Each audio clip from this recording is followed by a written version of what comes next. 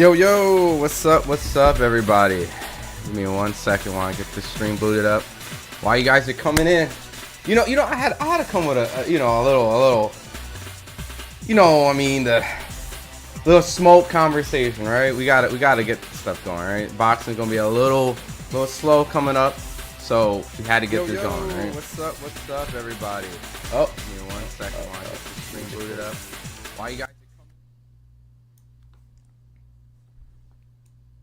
Oh, here comes some of the comments. Why the hate? Why this? Yeah, I got one of my streams up. It's really not hate, honestly, Mansoor. What I'm doing today is I'm actually going to bring some excitement. This is actually a conversation I've been seeing on Twitter, and I figured to just bring it out right here on FightHype for you guys to actually debate and stuff like that. So give me about 20 more seconds for all you guys are coming in, and we gonna cook, right? If you guys want to go live, I'll bring up a stream. I'll bring the StreamYard link. I'll let you guys come up on here. So if you guys want to cook, I'll let y'all cook. So this is really for you guys. This is for you guys to debate, for you guys to actually get your opinions out. And to be honest, I don't even think this is a bad topic. There's no hate, to be honest. So at the end of the day, I see Hold the Phone says Dick eating Ryan is wild. None of y'all was fans of posting before he fought Devin. Lost his. Hey yo, Hold the Phone Boxing. I'll tell you this right now. I was one of the first people out there speaking on Ryan failing his test. And if you want something to say, this is what the platform's here for you, brother. Don't be scared. Don't be shy, Mr. Lost a Subscriber. If you want to run away, this is one of the biggest topics in boxing right now. Ryan Garcia is about to have a fight before Devin Haney. Do you like it? Do you not? So, enough with the introduction. Enough with all the hoopla. All right, I'm going to get straight into it. First and foremost, I want to shout out everybody in the chat. Goku Black, what's up? Hold on. Let me make sure that your stuff is able to be seen on my screen. There we go. All right. Can I get y'all? Boom. All right, cool. So shout out everyone in the chat. Goku Black, Def D Corvid, Raymond Staten, B Moore Jr., Jordan Salas, Mansoor TV, Mike on Sports. What's up, big dog? I gotta get you up on here, man. If you want to talk some boxing, I'll throw the link up. Hanshu is king. Hold the phone. You can hold the L, brother. You can stay on here if you want. But the Shepherd Call, Daniel Smith, and Omar Munoz. All right. So let me just jump right into it, right? And then I'm going to start reading the chat. I'm going to set the record straight. Ryan Garcia is about to have an exhibition, possibly 2 exhibitions, without any announcement of what Devin Haney's about to do in the ring. All right.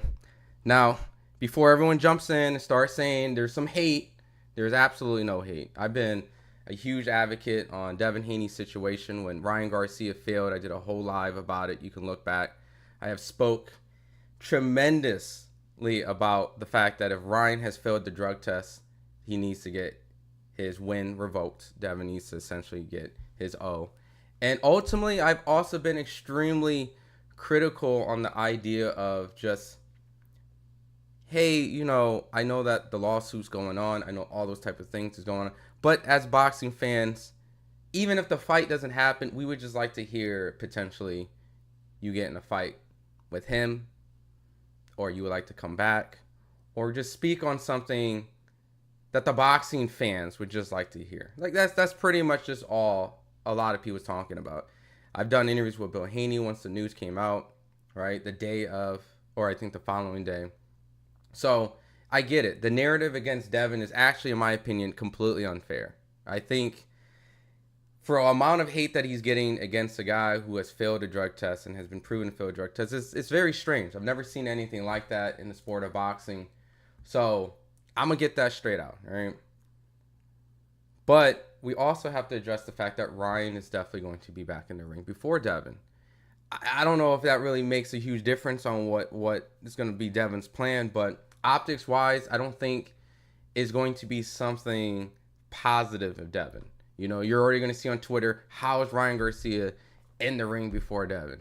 And how is he going to do? And he's suspended, allegedly, right? Like, he's suspended. He's not going to be able to have a fight, professional. So Ryan went out there actively and pretty much do that. Lobster says, bro, stop reaching. Just say that y'all cool with the Haney. I mean, look, if that's how you feel, that if y'all cool with the Haney, I'm just giving my honest perspective. If anyone fails a drug test, I'm going to say, well, that other person should probably get their loss revoked, right? Now, if you want me to criticize Devin's performance, right? Yeah, I think there was a lot of holes that Devin had, and regardless of the failed drug testing or not, there's a reason why they went 3-3 in the amateurs. I think the fight would have been competitive in hindsight, knowing what we saw right there. And I think that pretty much what I'm trying to say is what Big Homie's saying is drop the lawsuit, get back in the ring, run it back. I just think for the boxing fans, somewhere along the lines of just, hey, when are you coming back is what people want to hear. If you're going to do the lawsuits, if you guys are going to go push for, golden boy lawsuits and things like that, I think the boxing fans at a certain point just want to hear what's going on, an update, all right? And if Ryan's coming out here doing exhibitions, announcements back to back, right? He has 2 exhibitions, which I'll get into it. It's kind of like, well, hopefully at some point we would like to hear a Devin Haney announcement. That's all. That's pretty much all. If you couldn't consider that hating, I don't think so. I've already spoke on my opinion on, yeah, Ryan should have gotten his O back. Devin should have got his O back. That's what you're supposed to do. Yes, I do think there's optics. There's flaws in the game plan that Devin had against Ryan Garcia. But at the end of the day, that's in the past. You're undefeated. You got your O. What's next? What is next in the arsenal for the Haneys? And that's what we want to know. The Ryan Garcia fight, if it doesn't happen, a rematch, then what's next? So let me get into the chat, because I already know that this is going to create a lot of upset feelings back and forth on whatever I speak. If it's something negative about Ryan or something about Devin, it's all going to be just bad, right? So King Rye, move. The haters are coming.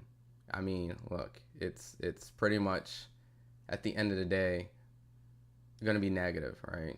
You got 2 guys in a heavily controversial fight where many people felt that Devin would have lost regardless of it, and then a lot of people feel like Ryan himself has cheated.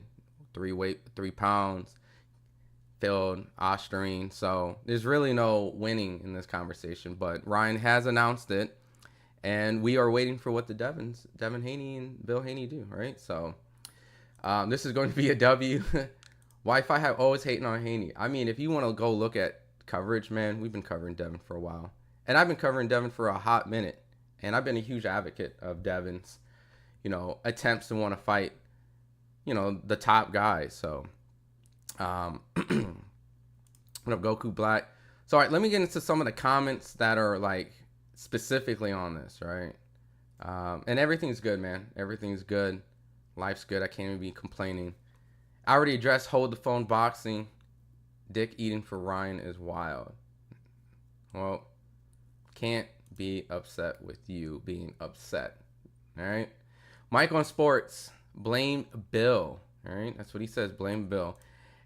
I mean, at a certain point, I know that Devin has been kind of just taking this time to rest a little bit. He's been active. He's been going through a lot of, I guess, traumatic experience with this, right? Taking his public, what many people feel is his first L, even though I got it removed. He's digesting it. So do you give Devin Haney time to breathe? Do you give him to breathe? And I'm saying this for also like the Ryan Garcia fans, right?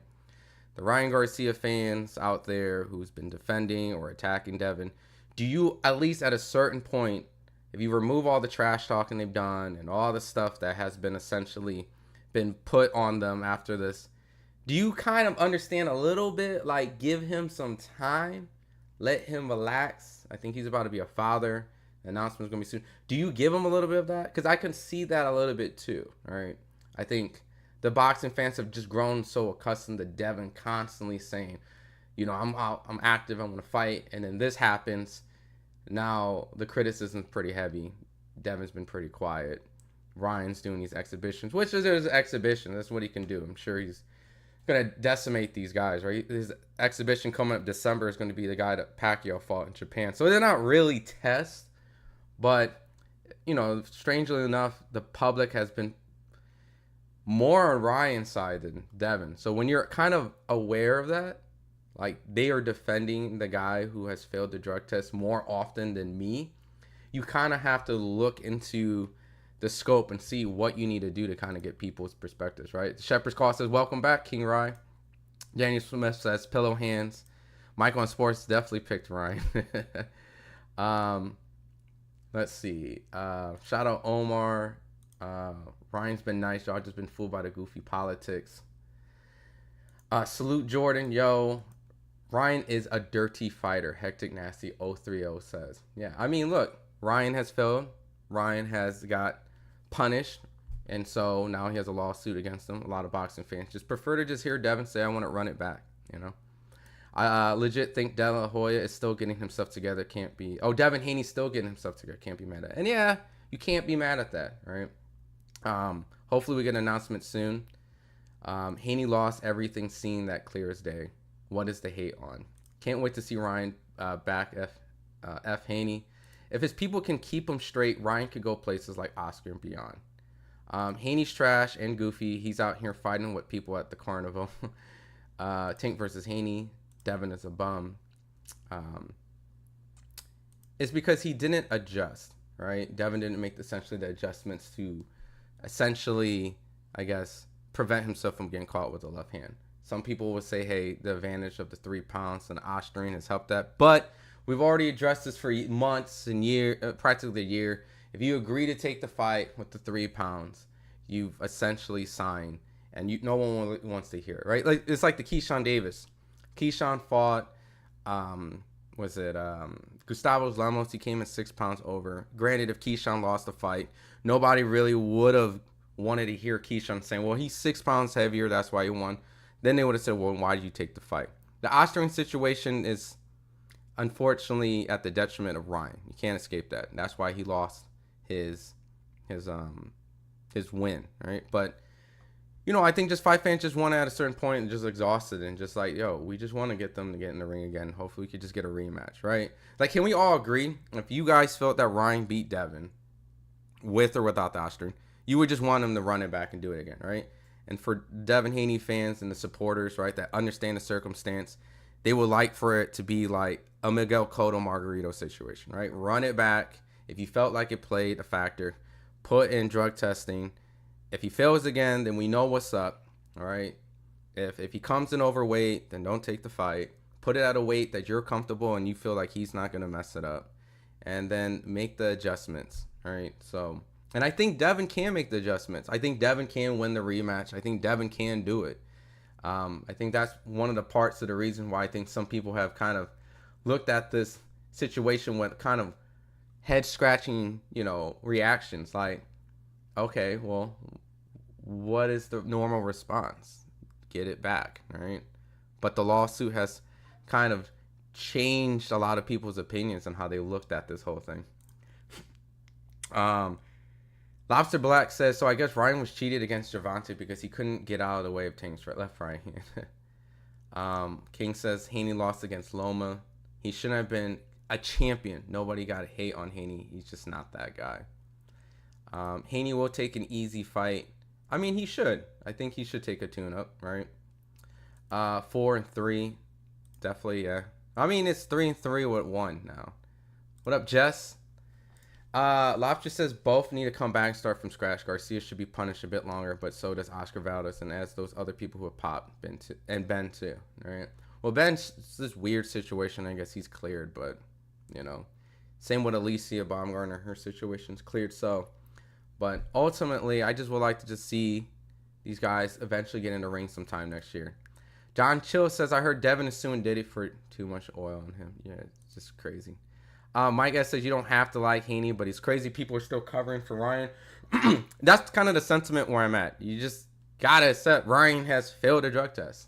And then if you're a Devin Haney, you know, side, yes, you granted got your O back, but you have to look at the fight and you have to say there has to be adjustments. There has to be something that you could look in that fight and not only just be like, well, he came in 3 pounds and I allowed it and it's Austrian. That's the only reason why I lost.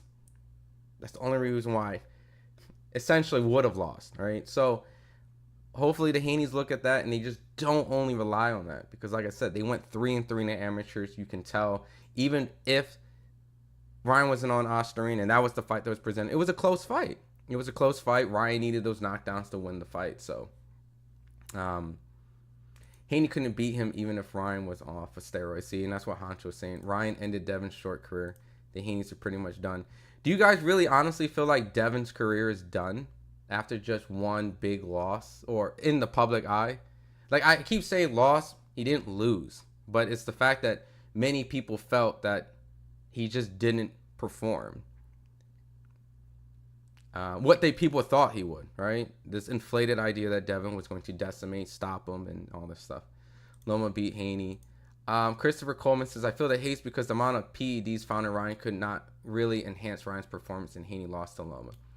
I guess the Loma fight probably added more fuel to the flame, right? If you're going to a fight where many people already thought that it was, I won't even really say split. A lot of people thought Loma beat Devin, right? Don't crucify me. I'm being very transparent with you guys in the chat, right? So I want you guys to understand I'm just being myself. I was at the fight. I do a lot of interviews with Devin Haney, right? So I don't want you to think like I'm not aware that I could potentially be somewhat biased, right? I'm human, so I'm going to be transparent. But I generally thought Devin won the Lomachenko fight close, but it could have went either way. I wouldn't have been mad if Loma won the fight. I wouldn't have been mad at a draw, and obviously I scored it towards Devin, all right? But that's just one of those type of fights where if you watch him many times with or without the commentary, you know, you can see certain things that it either strengthens your argument or not. So, but I can ultimately understand what people feel that go, hey, Loma won the fight. He should have been undisputed. Fuck Devin Haney. And I understand that is the reason why people don't like Devin. On top of Bill talking trash and whatever, some of the comments that Devin said, like, I'll never lose to a white boy. That's all understandable reasons why not to like Devin. So, going from that to then everyone's watching you getting pummeled by Ryan Garcia before the drug test. Absolutely. It makes sense why now it's back to back. And I get that. So I'm in that same boat with you guys going, well, now what do you do to clean this up? Because even though you have gotten your O cleared, like you got your O back, the public still doesn't like champion you. Now, there should be an advocate on the side of people who feel drug tests. We got to not have that. Ryan had something in there, right? Boom, right? And I can be transparent with all that. But how it's been presented that, okay, the first thing you do is go, all right, I'm going to do a lawsuit. You don't really speak on saying that you would want a rematch right away. And then Ryan's suspended. So Ryan is showing in his situation that even when I'm suspended, I will still attempt to fight and do back-to-back exhibitions before I am unsuspended. Which, yeah, it's probably not going to be competitive fights. And yeah, Ryan is definitely trying to make money. But once again, if you're aware of how people view you as a brand and view you as your markability, right? They're waiting for your announcement. They're waiting for you to see what you're going to do. They're waiting to see when you get back in the ring, how do you handle this adversity? And it can be extremely tough. And so what we're seeing right now is Ryan is winning the public PR. And that's what it is. You can call it a hater. You can call things like that. I'm not looking at it that way. I'm actually extremely supportive of Devin's situation. But when you look at it as a PR situation, it's not the greatest.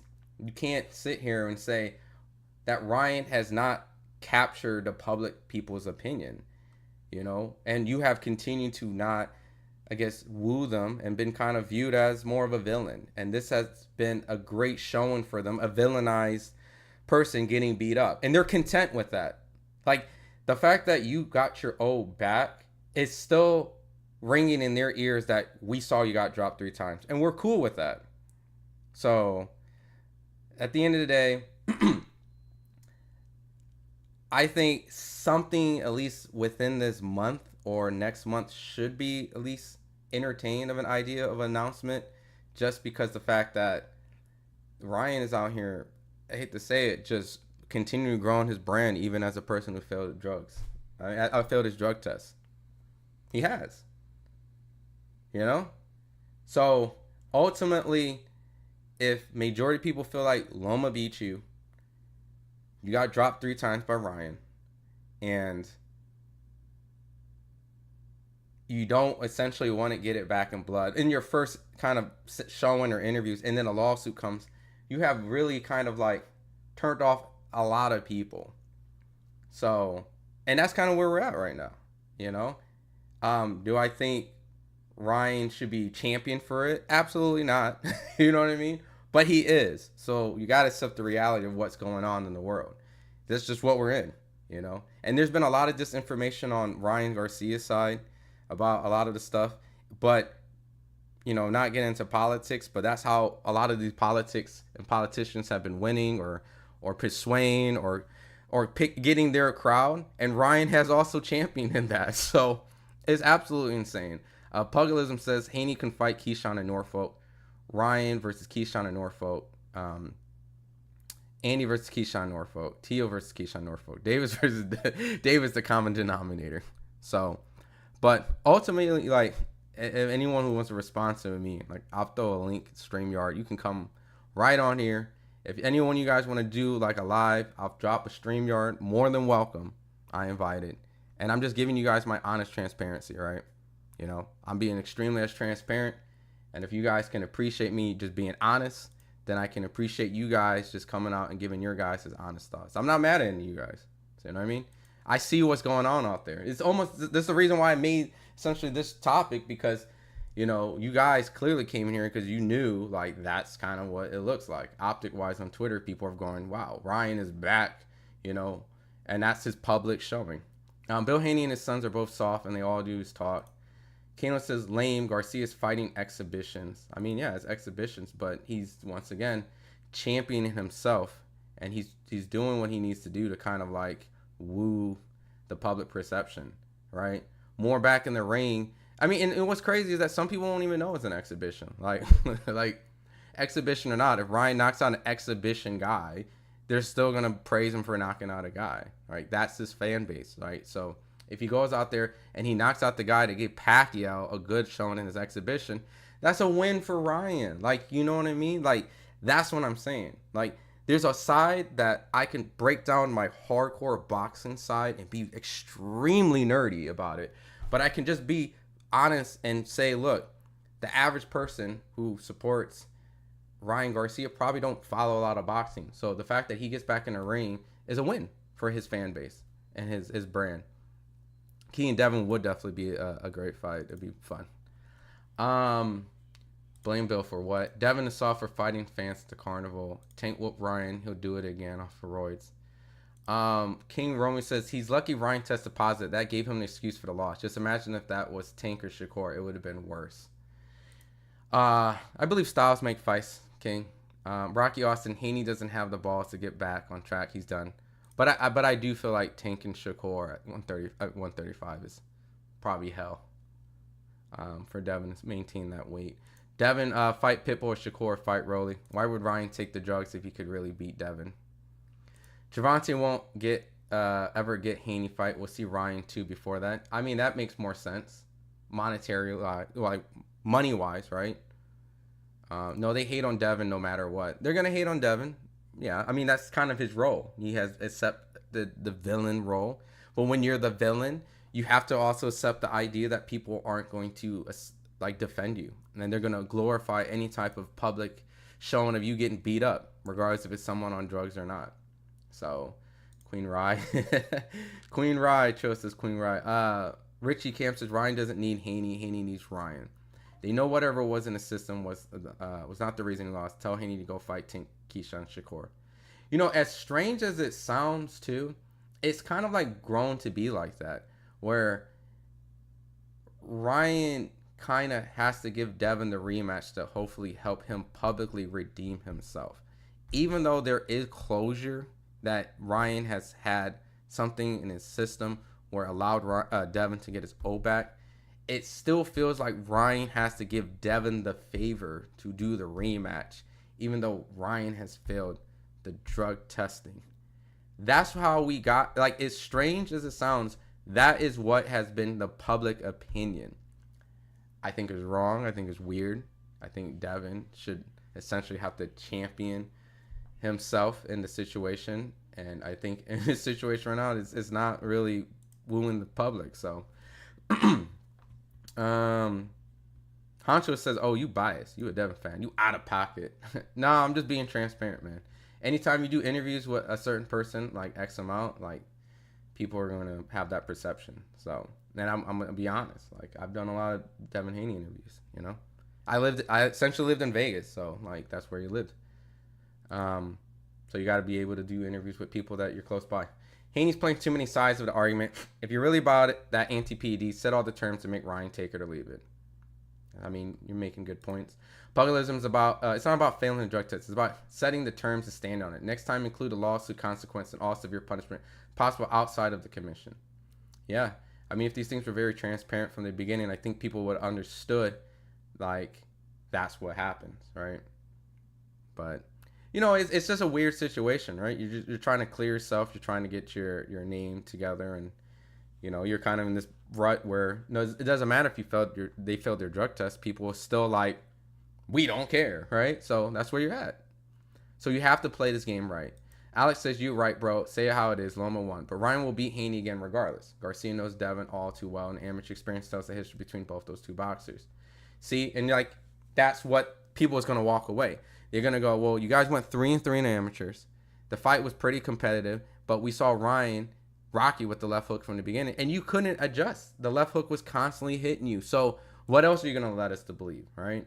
The lack of adjustments in your game plan just let us feel that you just wasn't going to beat Ryan. And that's how a lot of people are feeling. John Kramer says, Ryan cheated. It's only right because if the shoe was on the other foot, you guys would be going nuts over it. And I'm not even a Devin Haney or Ryan Garcia fan. Well, John, I agree with you. That's how it, in the reality of the perfect world, it's supposed to be like that. It's like when the news that Ryan failed the drug test and everyone came to Ryan's defense, I was in utter shock of like what was going on. But that's why I was saying, like, you had to, like, take your honest, fair, unbiased perspective and walk back and go, well, this don't make sense. So why is everyone in this guy's defense? And you have to kind of start peeling the layers back and be like, they don't really like this dude, Devin. Why don't they like Devin? Well, for this, and for this, and for this, and for this. And, well, there's been a lot of misinformation on this side about the drug testing, right? And what was this and that. And ultimately, at the end of the day, Ryan had to do a plea deal, and, you know, it's kind of overshadowed by a lot of the support that Ryan's got. So it really just comes down to almost like, this feels like the politician election again, right? It doesn't matter if one side is telling more truth or the other side is lying more. It's really the guy who's able to convince the public better, right? Regardless, and have a fan base that supports them. And Ryan's fan base is by far way more supportive. And if you're like a swing state, right? If you're a swing state, you have swung over to the Ryan Garcia side. That's what a lot of people have done. So, but, you know, that doesn't win you the election. And that's kind of where we're at, right? Like, see, like, look, my man came in here and said King PEDs, right?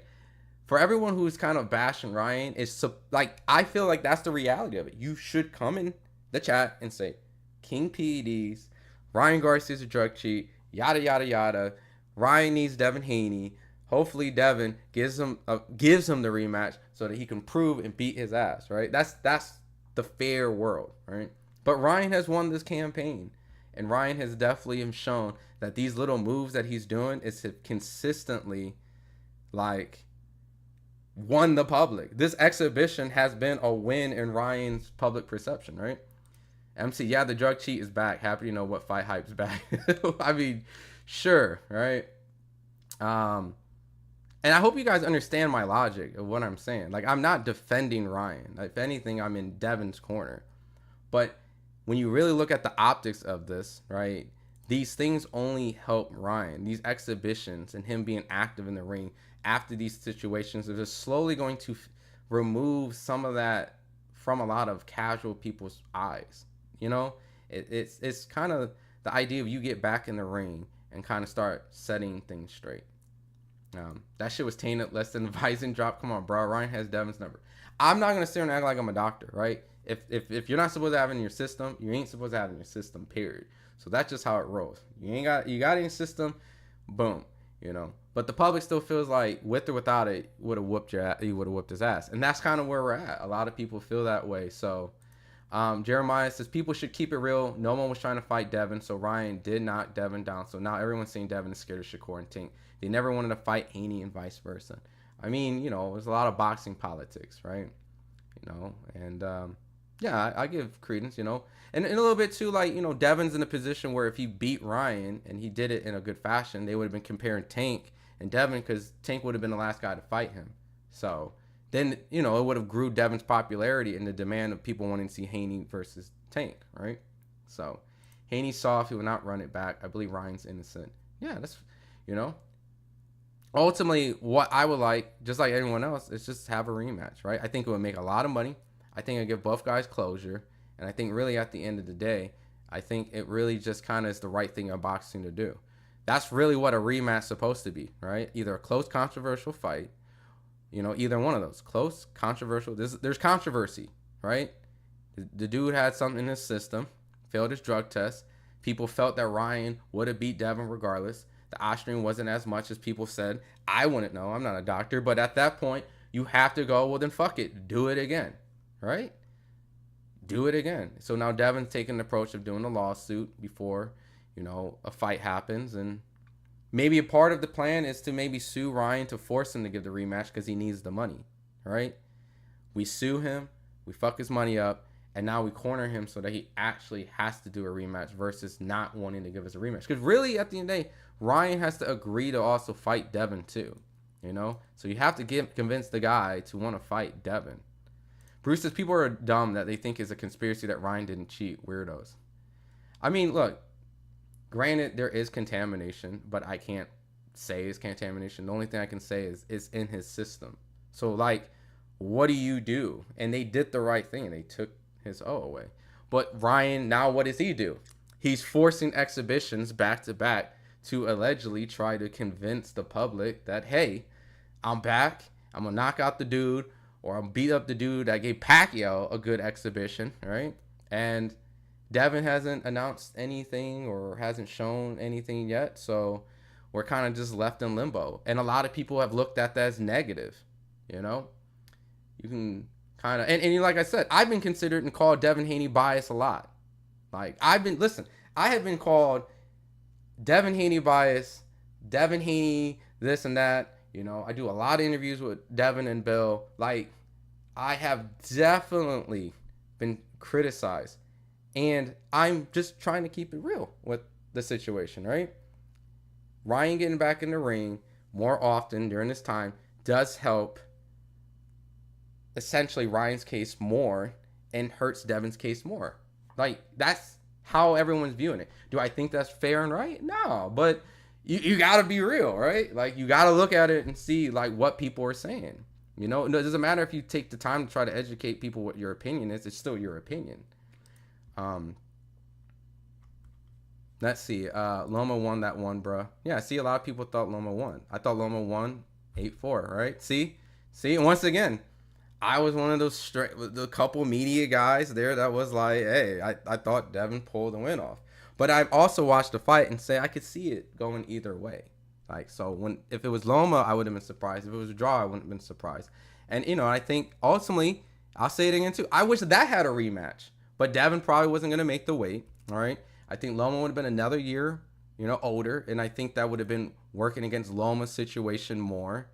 You know, I think that would have been unfortunate for Loma because I think Loma would have been a worser version of himself. And I think Devin would have then probably would have had an easier time. You know, the younger, fresher guy who was, you know, essentially able to get the win probably would have had an easier time in the second time. But if there was the time for Loma to win, it would have been that time. So, but either are, man. I think right now, I think, you know, the chat's torn, right? Jeremiah said, you guys act like y'all didn't see the fight. I'm not a Devin Haney fan or a Ryan fan, but truth be told, Ryan lost every round outside of the rounds that he got knocked down. So if you add up this, it was a close fight.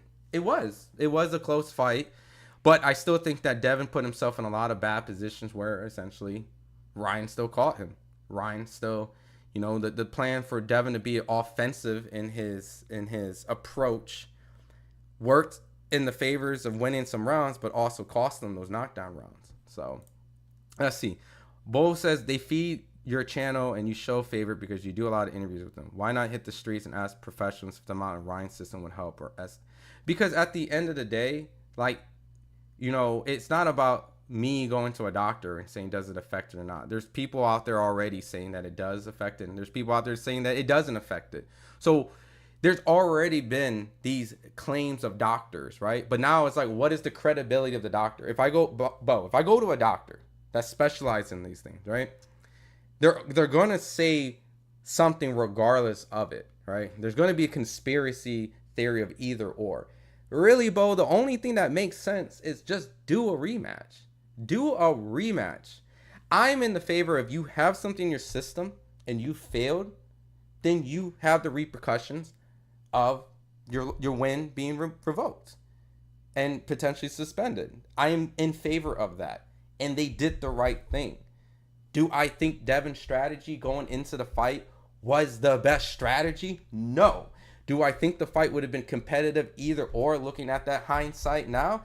Yes, I still think it would have been competitive. I know a coach that saw all 6 fights, all 6 amateur fights. And he told me before the fight happened that Ryan was going to win. And this is how it would have looked. And guess what? I called him or talked to him, and I was like, you fucking called that shit to the T. He's like, they didn't change from the amateur to the pros. They're still who they are. They're a better version of that, but they look like that. I've been told multiple times that Devin got hurt in the amateur fights. He got hurt. He got hurt by the left hook. And then there was times where Devin outperformed and outboxed him. So why in this fight that Devin became the aggressor and decided to go after Ryan and fight him? That's not what won him the amateur fights. That's not. So me going to a doctor doesn't mean it. But anyway, $5 super chat, my boy Jeremiah. I appreciate it. And I'm still going through the chat. Sorry, I'm just skipping around. I'm not purposely skipping your chats, guys. I'm just trying to play catch up. Ryan lost every round except the rounds that he knocked Devin down. People were biased and wanted Devin to lose. Ryan's defense was turning his back. Yeah, I mean, there was a point of Devin trying to catch him, and Ryan probably should have been warned for turning his back and being very, like, you know, not protecting himself defensively. But either or, I thought Devin was winning a lot of the rounds. But those knockdowns added up, 3 knockdowns. And I'm sure there was a couple rounds that Ryan was actually, even though he didn't knock Devin down like the first round, he was hurting Devin. So, you know, I think they should run it back. I think they're essentially made for each other. You know, you don't go 3-3 and then have an extremely controversial professional fight and not do it again. So, Crawford's loaded gloves. I mean, in fact, people think Devin was winning the rounds. He wasn't getting hit. Shows that Ryan shouldn't have given the rematch. Hold on, let me process again. I mean, the fact that people think Devin was winning the rounds, he wasn't getting hit, shows why Ryan shouldn't give him the rematch. I mean, Devin did win pockets in the fight. He did. But at the end of the day, there was probably uncounted knockdowns in there. Yep, see, already. Should have been 5 knockdowns, right? There was probably, you know, some uncounted knockdowns. I mean, at the end of the day, I scored it. Ryan won the fight. Like, I didn't think Devin won the fight. Like, Ryan won the fight, period. Like, if there was no Osterine, no 3, you know, actually the 3 pound, fuck it. They agreed for the 3 pounds. They agreed. So I really don't want to hear the 3 pound shit no more at this point, because if you agree to it and you're taking the money, that's pretty much you're saying you're paying for the advantage. So I'm okay with it. Keyshawn Davis just fought a dude that was 6 pounds over in Norfolk. And if Keyshawn lost, I promise you, and I was there, I interviewed Keyshawn a lot, you know, same situation. People could say bias, whatever the case is. I'm just being transparent with you guys, right? I wouldn't have been like, well, you know, like, you know, you 6 pounds, you know what I mean? Like, it's almost to a point where you're like, yeah, obviously the 6 pounds would have been an advantage, but you agreed to take the fight. It's a tough situation. Homecoming fight, first main event. Your promoters are putting a lot of money on you. What do? You call it off. Yeah, you should. But at the expense of that, right? You're like, well, this might set me back a little bit, right?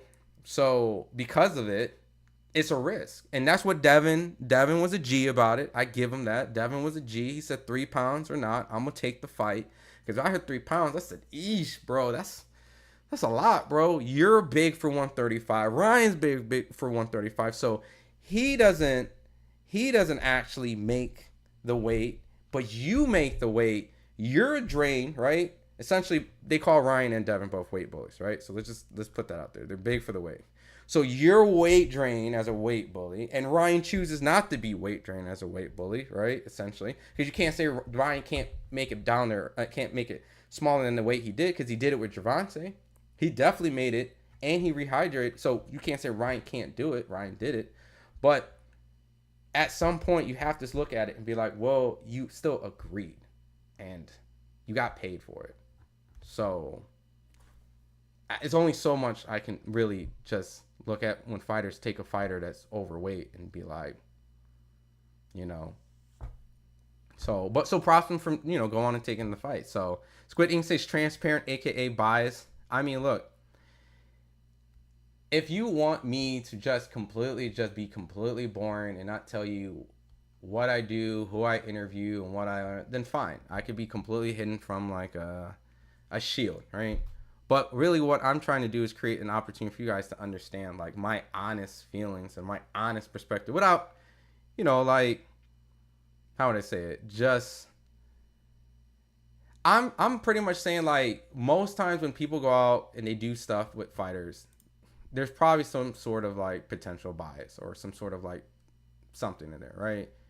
And what I'm trying to say is that I'm human and I'm not going to exclude myself from that. So I say these things so that you guys can understand that I'm being as genuine as possible, so that if there is a hole, right, for you to go, oh, transparent, aka bias, is where you guys can fairly kind of criticize me, right, and kind of give me fair assessment, right? Like, because a lot of people here say that Loma won the fight, and I'm very valid and open to that, and I'm not estranged with that idea. I think Loma definitely could have won the fight, just as much as I thought Devin could have won the fight, as much as it was a draw. I actually genuinely believe it was a close fight. I thought it was a tremendous fight, actually, and I actually very enjoyed the fight. But I say those things once again just so that you guys can understand like my perspective a little bit better, right? A lot of people, like I said, will definitely hide and try to be extremely objective, which I'm trying to actually be. But I'm also telling you guys from like my honest self that if you honestly have some criticism or you think, then you understand where the source is, right? And I do think that when people do interviews with someone a lot, right, then you're imperative to being that. See, like, and this is where you can't win, because Balenciaga comes in here and says you're clearly a Haney hater, when obviously on the other side I was called the chat has called me multiple times Haney bias. So you can't win, right?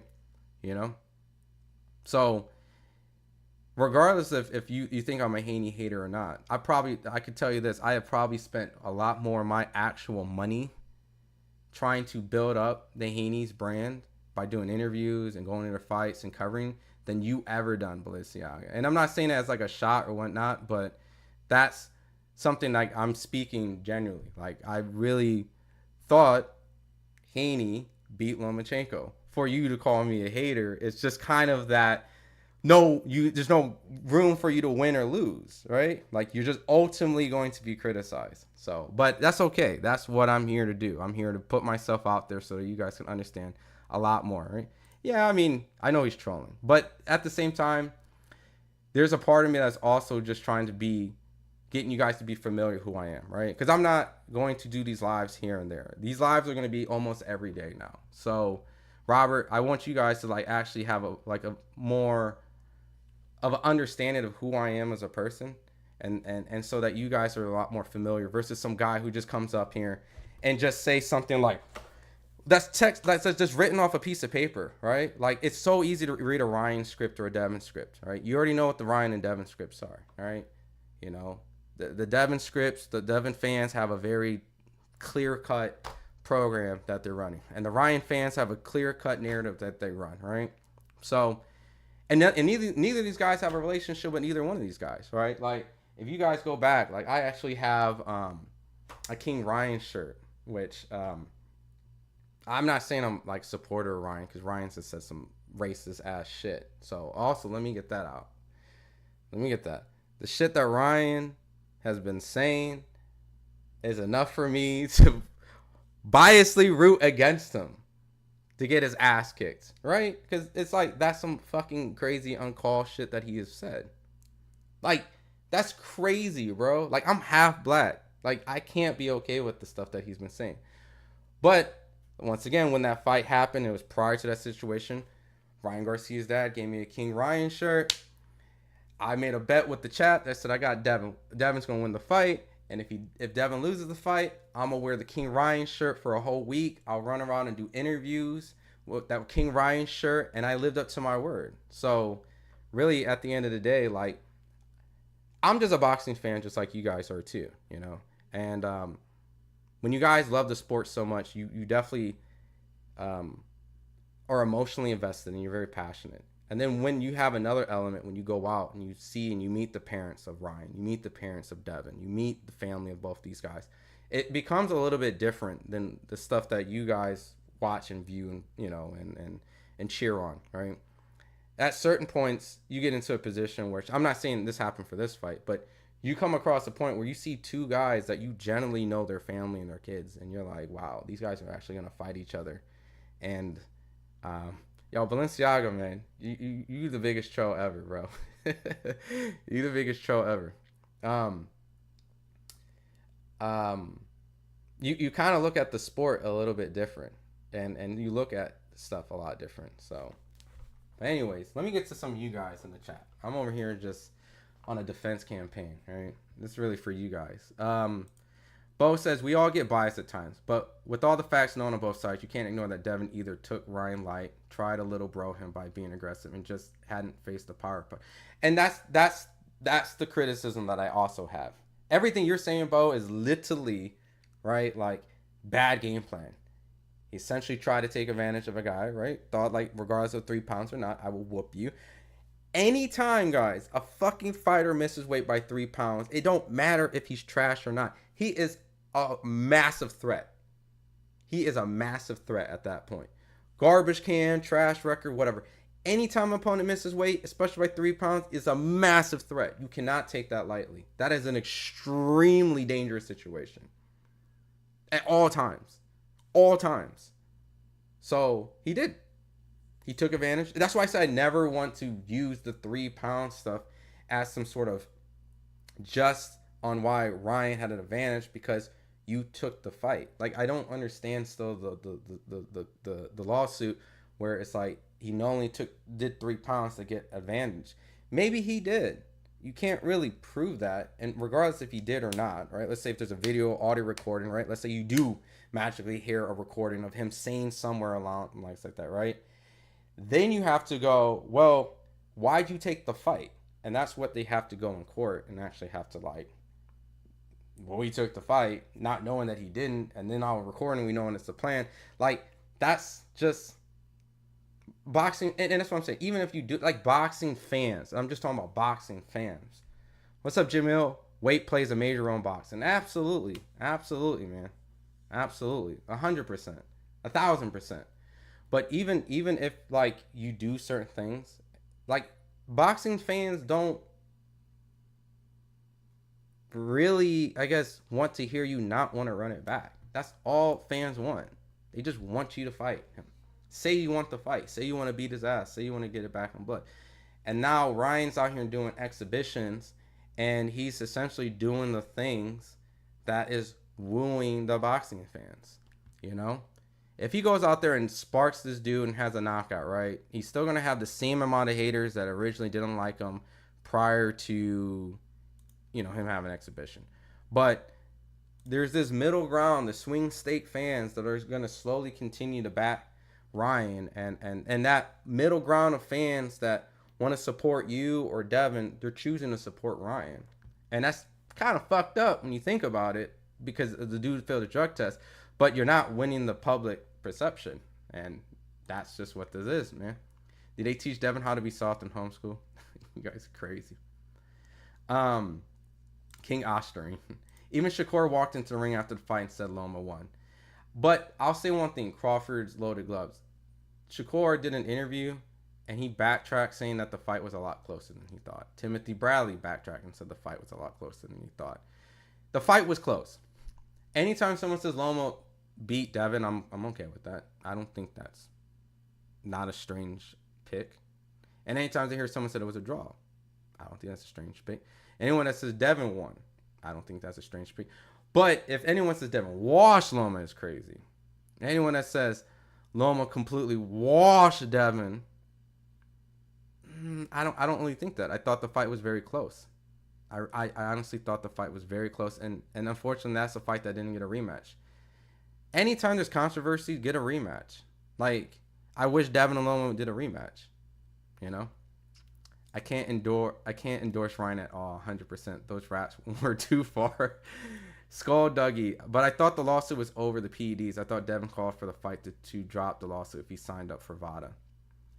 Yeah, but once again, you know, that's them trying to somewhat persuade Ryan Garcia to take the fight.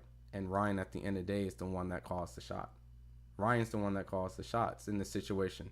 And that's where I think it's like, if you remove your integrity of the sport, right? Like, oh, this is what the sport's supposed to be. You're in the wrong sport. It don't work that way. It's a popularity contest. It's a dirty sport. And really what has happened is that Devin is in a position where they're asking for Ryan to do the rematch because they kind of need it for the clearing of this campaign that's going against them. Ryan should be really the guy that needs Devin, if we're being honest, right? Ryan should be getting completely smeared and demolished and embarrassed and crying, and everyone's calling him a drug cheat and destroying him and tainting him. ESPN should be just destroying him. Times Magazine should be destroying him. LA Times should be destroying him. Everyone should be just destroying him. They're not. They're not. So what does Ryan get? A fancy exhibition in Japan against the guy that fought Pacquiao. He gets a fancy exhibition in Dubai.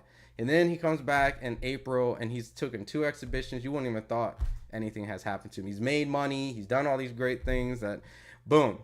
So now you're on the side of Devin Haney, like, well, that's fucked up. Well, what do I do now? And that's where we're at. What do you do? What do you do? You got to do something, right? Devin Loma had a lot of swing rounds. I had Devin 7-5. Yeah, they'll probably call you biased too, you know.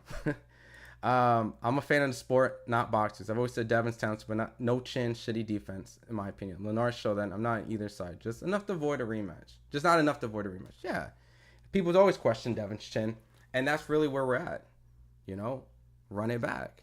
Robert says, Ryan said racist shit in public that other fighters stay in the comfort living room. Trump said something similar, now he's the president. Crawford told Jose Benavidez he's beat the burritos out of him.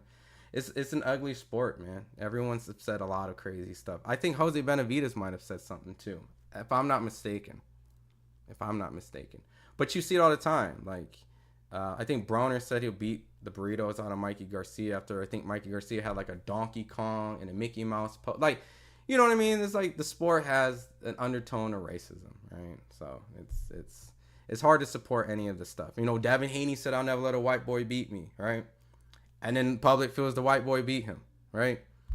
So it's really at the end of the day, like it's really no winning with a lot of these guys. A lot of these guys do contradict themselves, and so really it's more like, well, fuck it. They're all like hypocrites, and they all kind of deserve some sort of karma in their life, right?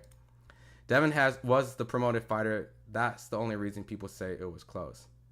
Well, you know, Crawford's loaded gloves. I could respect that because, you know, there was kind of some rounds that Ryan probably was getting off on him. I mean, I don't think it was close in a factor where anyone should have said Devin won the fight. Like, I think it was a clear Ryan Garcia win if we remove the Osterine story. If we're just basing off if that was the fight, there's no controversy. Ryan clearly won the fight. Clearly. There was glimpses of Devin coming in and outperforming, outworking Ryan. But if we really want to keep it a buck, Ryan, by all means, based off just the fight itself, Ryan won the fight. And I picked Devin to win the fight. You know what I mean? So it's not something that I'm not ashamed about or unaware. Like, that was clearly an upset, and Ryan definitely beat Devin if we remove that. Loma washed him so bad he took the 12. That is the ultimate troll. That has to be That has to get pinned. I gotta pin that comment. Hold on. Hold on. Let me pin that. That's great. That made me laugh. That's one of the greatest comments of the chat so far. Fight Hype. What's your thoughts on Bill Haney training Devin? He's never boxed before. I don't know, man. There's a lot of guys that have never like officially boxed that became like trainers, and sometimes it's either that the fighter was so much better and the trainer got lucky. It's sometimes it's the trainer's not really training him how to fight, but he's really a life coach, right? Knows how to get him motivated in certain situations. I mean, I've always been a fan of fighters working with people who have fought, and I'm not saying like I'm shunning anyone who hasn't, but like these are also fathers who have known their child for a long time, and they got them from this level to that level in the amateurs. Sometimes it's time that you do need to bring in a professional coach because there's only so much that you yourself can get them this far. It's not saying you're a bad coach, but you need sometimes a little bit more help, and that's really what happens, right? And I've always been an advocate of people bringing more help, bringing more eyes in, bringing people who have experienced things like that, because they're going to be able to tell you things that unfortunately you're not going to be able to. And as simple as like parenting, it takes a village to raise a child. I think it's the same thing that it's to build a champion. You need to have multiple different type of people with all different type of experience, because you're not going to know it all.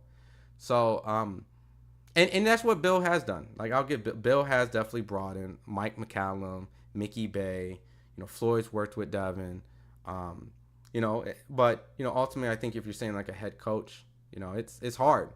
I can't really speak on that. I know Bozy Ennis is getting crucified by Jerron. Jerron's performance right now, and it's not been in Bozy's favor right now, but at the same time, Bozy had, 2 sons that fought. Has his experience, and sometimes one performance automatically just boom, major criticism. Does Bozy need to be out of Boots' corner? It's like, that's the same philosophy, right? That's a guy who essentially did everything that, in that case. So do you boot that guy? Is that guy now not credible, right? So I really think it's just different in everyone's case. Flyer Frequency says, Loma loses the fight by taking off the last rounds. He needs to go hard in the last rounds. I think he would be better. I think those 12 rounds have been his downfall. And, in the Tio fight, could have probably got a draw. And then obviously the Devin fight, Devin is in a position where he's suing Ryan for assault in a combat sport. Yeah, see, and boxing fans don't like that, and it's not shitting on boxing fans. Like, we're intelligent beings, but we got a little bit of unga bunga in this, right? And a little bit of unga bunga is we don't want civil suit. We don't want civil lawsuit. We don't want that. Beat his ass in the ring, get the rematch, bunga bunga, right? Like, we're a little barbaric. So optics wise is, man, fuck that lawsuit, man, get it back in blood. And that's where we're at. He got the fancy exhibition because of how Devin has handled the post fight. Honestly, yeah, it's kind of in the wake of all of the drama and the craziness that Ryan has continued to propel himself to be the darling of the sport. It's kind of worked in his favor. Will says, welcome to the internet.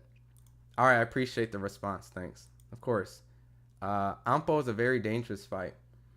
I haven't really did a lot of film study on him, Mil. To be honest, I know Pacquiao looked like shit in that. And even though Pacquiao's old, I think that, Pacquiao still has some experience at his age. So I do feel like potentially there is some danger in it. And knowing Ryan Garcia, who knows what Ryan Garcia we get? Is he going to be fat and hooking up with porn stars and doing the nasty and then all of a sudden some crazy shit?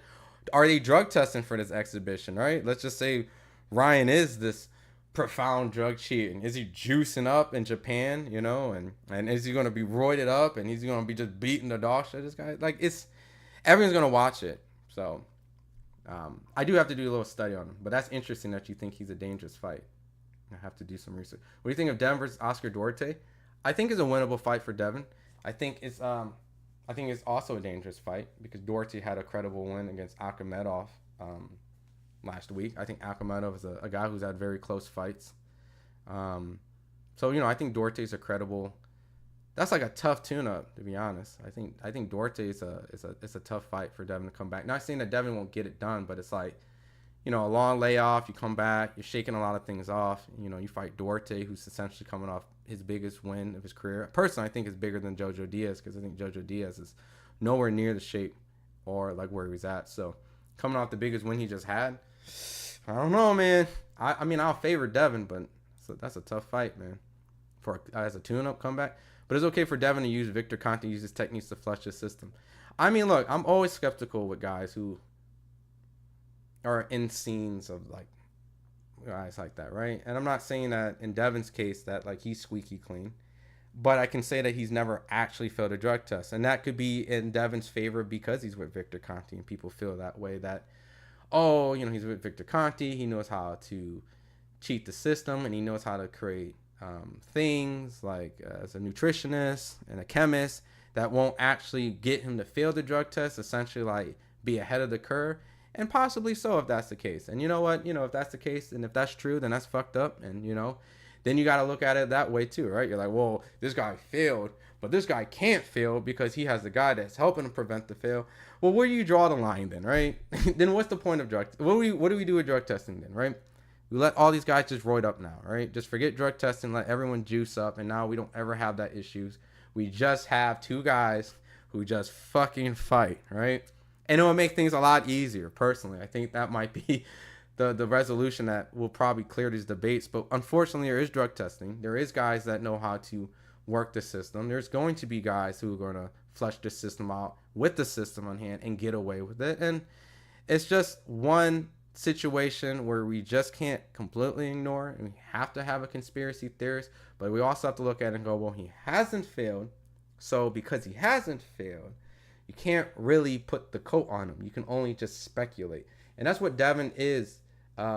His situation is in a speculative situation with Victor Conte, and unfortunately, like people who do work with Snack or Memo Heredia or anyone who has been convicted, right, of some sort of, then you're always going to have that coat. You know what I mean? It's like once a cheater, always a cheater, right? In a relationship, if someone has cheated on their partner, that trust can never be as what it was once, right?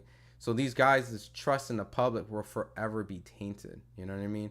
And not 9 times out of 10, those relationships, someone cheating just can't really come back because that will always be brought up of like, well, you cheated on me, so I don't know, I have anxiety, and so that's what Victor Conte and Memo Heredia and anyone else who's been like, they're just kind of always going to be like that. So when you work with guys like that, you have to know the optics, and you just really have to accept that. But at the end of the day, Ryan has failed.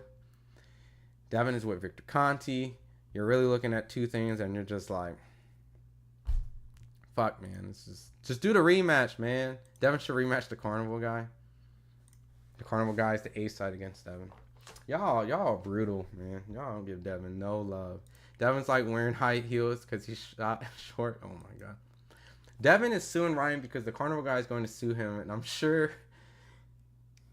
you guys are terrible. So he wants to offset the loss with what he wins for Ryan, but it ain't happening. There's no lawsuit there. Ilbo, what are you doing? Get him out of here every round, Bozy. When Boots is going to fight a real opponent I don't respect, it is 0 losses. Well, apparently, some big fights are going to be on the horizon next year. Maybe Boots will be in one of those, and we'll see. I would love to see Boots versus Virgil Ortiz. Like, I personally think that's a fight where on paper they're very, very similar on the points of their career, and both been at this point of trying to prove themselves. Boots and Virgil is the fight that needs to happen. So, all right, Just Do. Peace, my guy. Ancho, Office Honcho. My dude, Edwin, always trolling me. Ampo is big and very explosive. I'm going to do some research, on Ampo and see. Yeah, I mean, he was big as hell compared to Pacquiao. But Ryan's pretty big too, right? How big is Ampo? Devin is all out of options. I can't say he's all out of options. Why? I don't think he's all out of options. A lot of people will fight Devin. Pitbull versus Devin. Ryan said Duarte's the hardest puncher he's fought. I'm sure he was. He had him doing the ugly shoulder roll. What about Tio being racist for the... I'm not a fan of what Tio said. I'm not a fan of T.O.'s comments. I think this is the problem with T.O., right? And how would I say this? I think T.O.'s in a situation where he's trying everything he can to try to get a big fight. And when I mean a big fight, it's not like, oh, I fought Lomachenko, I fought Josh Taylor for Lineal, things like that. Those one was in COVID, there was no crowd, so there was no gate. The other one was in a small room in the Madison Square Garden. He's not getting these extraordinary giant paydays that everyone else is. And I think at a point that he's kind of like crashing out to cash out. And not saying that he doesn't think that he can't beat these guys, but I think he's in a desperate state. I think the problem with T.O. is I think like T.O. is intelligent enough as a human being, regardless of what happens in life, to know that what he's saying out of his mouth is wrong. And I think that T.O. is now trying to force a fight by using race and hate and anger to try to get him a Tank in a Crawford fight. And unfortunately, he's in the era where if you're disrespectful to Canelo, disrespectful to Crawford, or disrespectful for Tank, they're probably not going to want to do business with you. Like at a certain point, like we can build up a fight and we can talk shit, but when you cross a level of disrespect, then why would I want to give you an opportunity not just to beat me, but make a lot of money with me? It don't work that way. And some fighters are motivated on like, yo, I'm going to want to whoop his fucking ass for that shit. But in their case, they're not going to honor that. And T.O. unfortunately has made himself look like a complete jackass out there saying some of the most ignorant stuff in recent boxing to try to make a fight. Like clearly blatantly destroying fan bases that he's cultivated over years by saying those type of stuff. So I think T.O. is in a really bad situation, and you know he's trying to sue Top Rank to get out of his contract. He's trying to be a free agent. I don't know what T.O. is trying to do, but whatever T.O. is doing is not working. In this point of his career, he is the WBO champion. He has voluntaries. They're eventually going to force a mandatory, and at some point he's either going to have to fight the belt for the belt, vacate it, take a tough fight.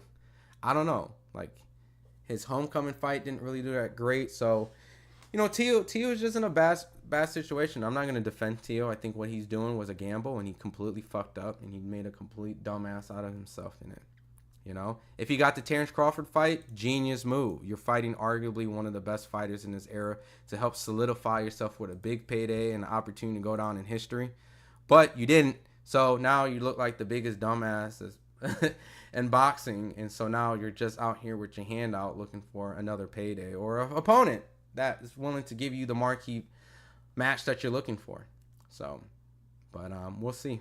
So I guess Terrence Crawford and Plant is cheating too. Look at all the snack.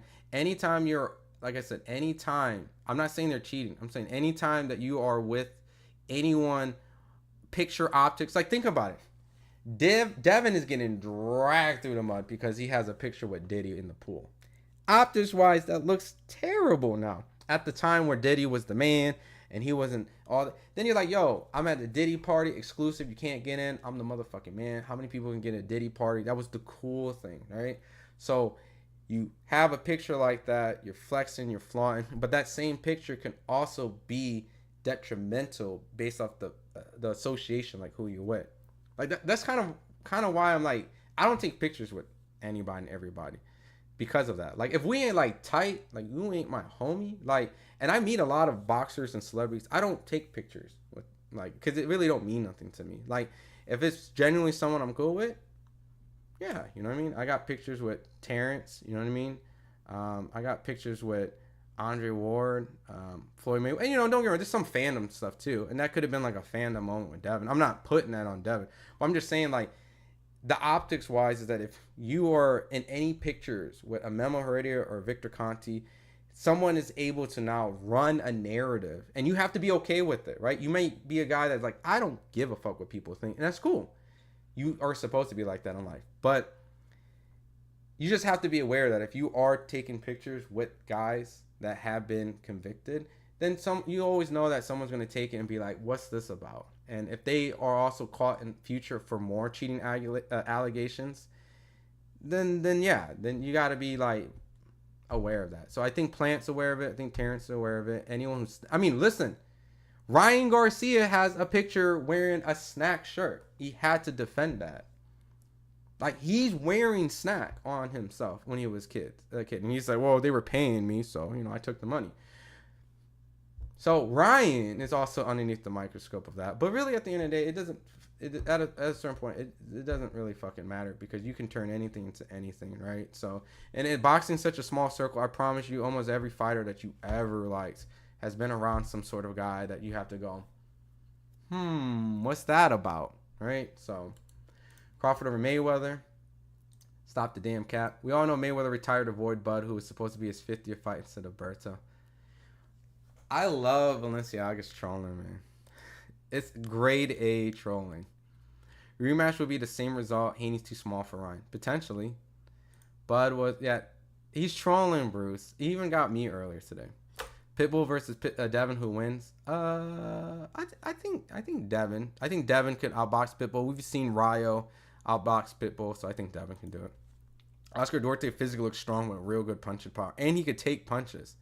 Like, he was able to eat punches from Akhmedov, like solid, fucking vicious shots. So, Tio's on the edge of the forest. Yeah, Tio is a special case. I've had my moments outside of doing interviews with Tio. So, it's a back and forth. Tio versus Keyshawn, Bud versus Canelo, Vargas, yeah. I mean, that'd be a great card, Pugilism. That'll never happen. Tio is like Benavidez. They both need to chill. They want something. Like, what's their problem? Tio can't get out of his own way. Do you believe he actually wants to fight Bud Crawford?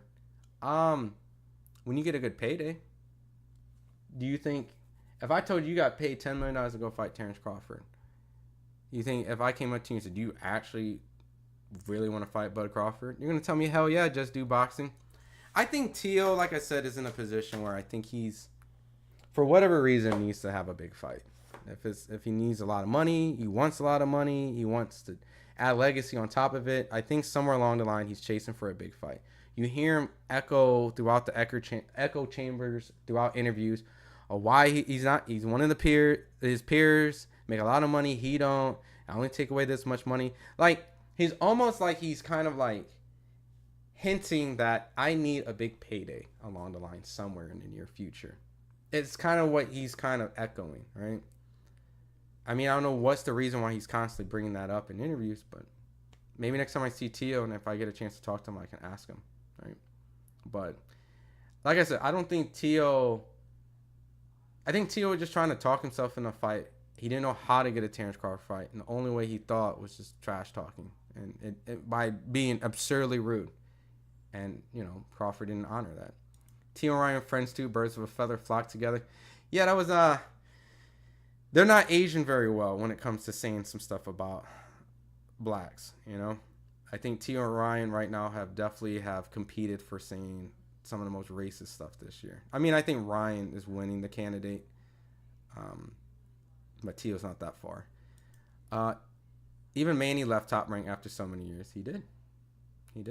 Devin had needle marks on his abs, acne on his back, so people think he was juicing. Look, Marquez had acne on his back, never failed a drug test, but he still can't escape the accusations, right? So that's what I'm saying. Like, it doesn't really matter what you can do and who you don't affiliate with yourself. People will find a reason to kind of suspect you. It's boxing, right? Fan bases, correct, fans is a short term for fanatic. So you're essentially crazy is what they're trying to say fans are. So if your favorite fighter loses to another fighter, your fandom, your fanatic tendencies might show out in some way. And if it echoes a lot through the internet, then it might actually convince people to believe that. If it's true or not, but Marquez will never be able to live down having acne on his back for knocking out Pacquiao. He's not. Right? And if I'm not mistaken, I think they opted out of drug I don't think they had drug testing in that fight, or like sophisticated. So I don't know. That's what I'm saying. Tio ran from Haney for years. You really think he wants to fight Bud? You would use Bud's name for clout and try to win the support of races. Bottom line, possibly. You make a great point, Ben Roy boy. Regardless, Tio was definitely just trying to do something there, and it didn't work. Maybe in the way that he thought. Right? Maybe he was trying to convince people to go, hey, why doesn't Terrence fight Tio the same way that he's calling out Canelo? Why don't he fight me? Right? And Canelo also mentioned like kind of a roadblock saying you should fight Tio. Tio went up to Canelo and tried to like instrumentally like get that thing going at the press conference for Edgar Berlanga that Canelo didn't. I don't think no one's really buying it. Yeah, pictures were good. Tio's problem right now is the same problems Crawford had prior to Spence. Great fighter with small, no-risk fights with no real purse and top-ranked condition at least. Wrong move using disrespectful call. I mean, I think the Lomachenko fight, I think he was the underdog in that fight. So I can't, anytime you're the underdog, I can't say you don't take a risky fight. The Josh Taylor fight, I did pick Tio to beat Josh Taylor because I felt that Josh Taylor was not the same fighter. But not taking away an undefeated fighter, regardless if the Jack Catterall fight was close or not. You know, like it's hard to take away Tio's wins, right? You got to give Tio credit. 2 lineals, beat Loma, beat Josh Taylor. I mean, you got to give it to him. So, and I don't know if he was I think he might have been the underdog in the Josh Taylor fight too. So when you fight 2 marquee guys that were multi-division champion or former undisputed, you're taking one guy's both lineal. I'm not I'm not here to bash Tio's resume. I don't think he has. And I never thought Crawford was, terrible. I just thought Crawford never had a marquee name to help bump his popularity. Why Mike have his ass on Netflix? I don't know. The fact that you brought that in this vision back in my brain again is very haunting. Balenciaga says, I'm not trolling. I'm talking straight from the heart. I hate you. Balenciaga, I hope I see you in every stream from now on, man. You're going to be one of my favorite people to read. Just Dude says, I hear you. I just don't believe him because his actions don't make me feel like he wants to fight. It's the way he's going about it to me. There's better ways to make a fight than what he's doing currently. Absolutely. I definitely respect your opinion. And honestly, I respect everyone's opinions, I don't think anyone here has actually said anything crazy in my...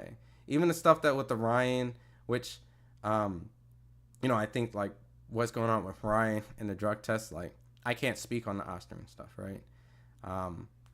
But ultimately, at the end of the day, I don't think anyone's saying anything too crazy in here. Tio will never get a Bud fight because he has to fight Keyshawn first. Tio got taken over by Keyshawn on ESPN. Man, from what I'm hearing and from what I've heard, and I could be wrong, right? Gustavo Lemos is a 140-pounder, right?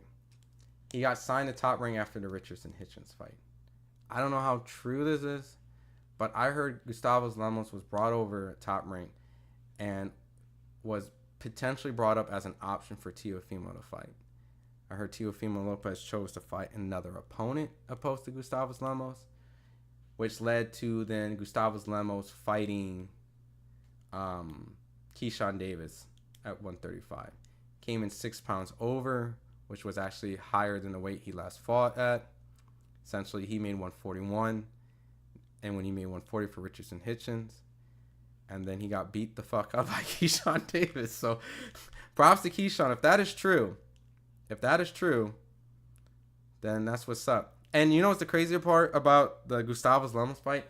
I know that he's a 140-pounder now. He was originally a 135-pounder. Couldn't make 135. Went up to 140.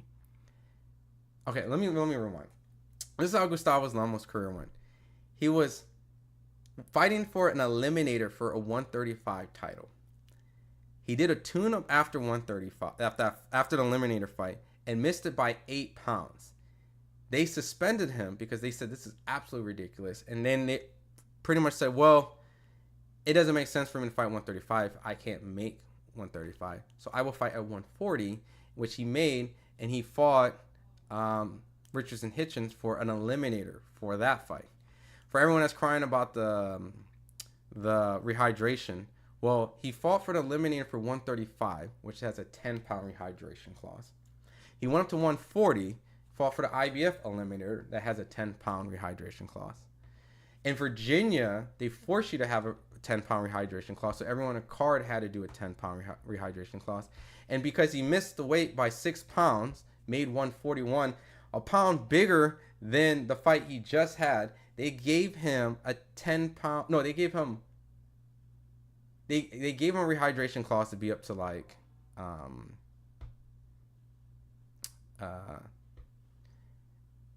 Shop. Guess what? Yo ass is in here, so thank you. So, gotta stop glazing Ryan. Just try to appease those delusional fans. If you think I'm appeasing Ryan's delusional fan base, that's how you want to call it, right? Well, then you might as well go back and rewind and hear everything that I've just said, because I am not glazing Ryan's fan base, okay? I think the problem, I think you got to understand, if you think that, is that there's actually a problem out there, Shaba.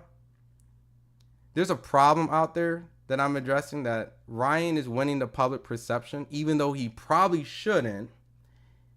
He probably shouldn't, but he is. And if you can't accept the reality of that, then welcome to the world of delusion.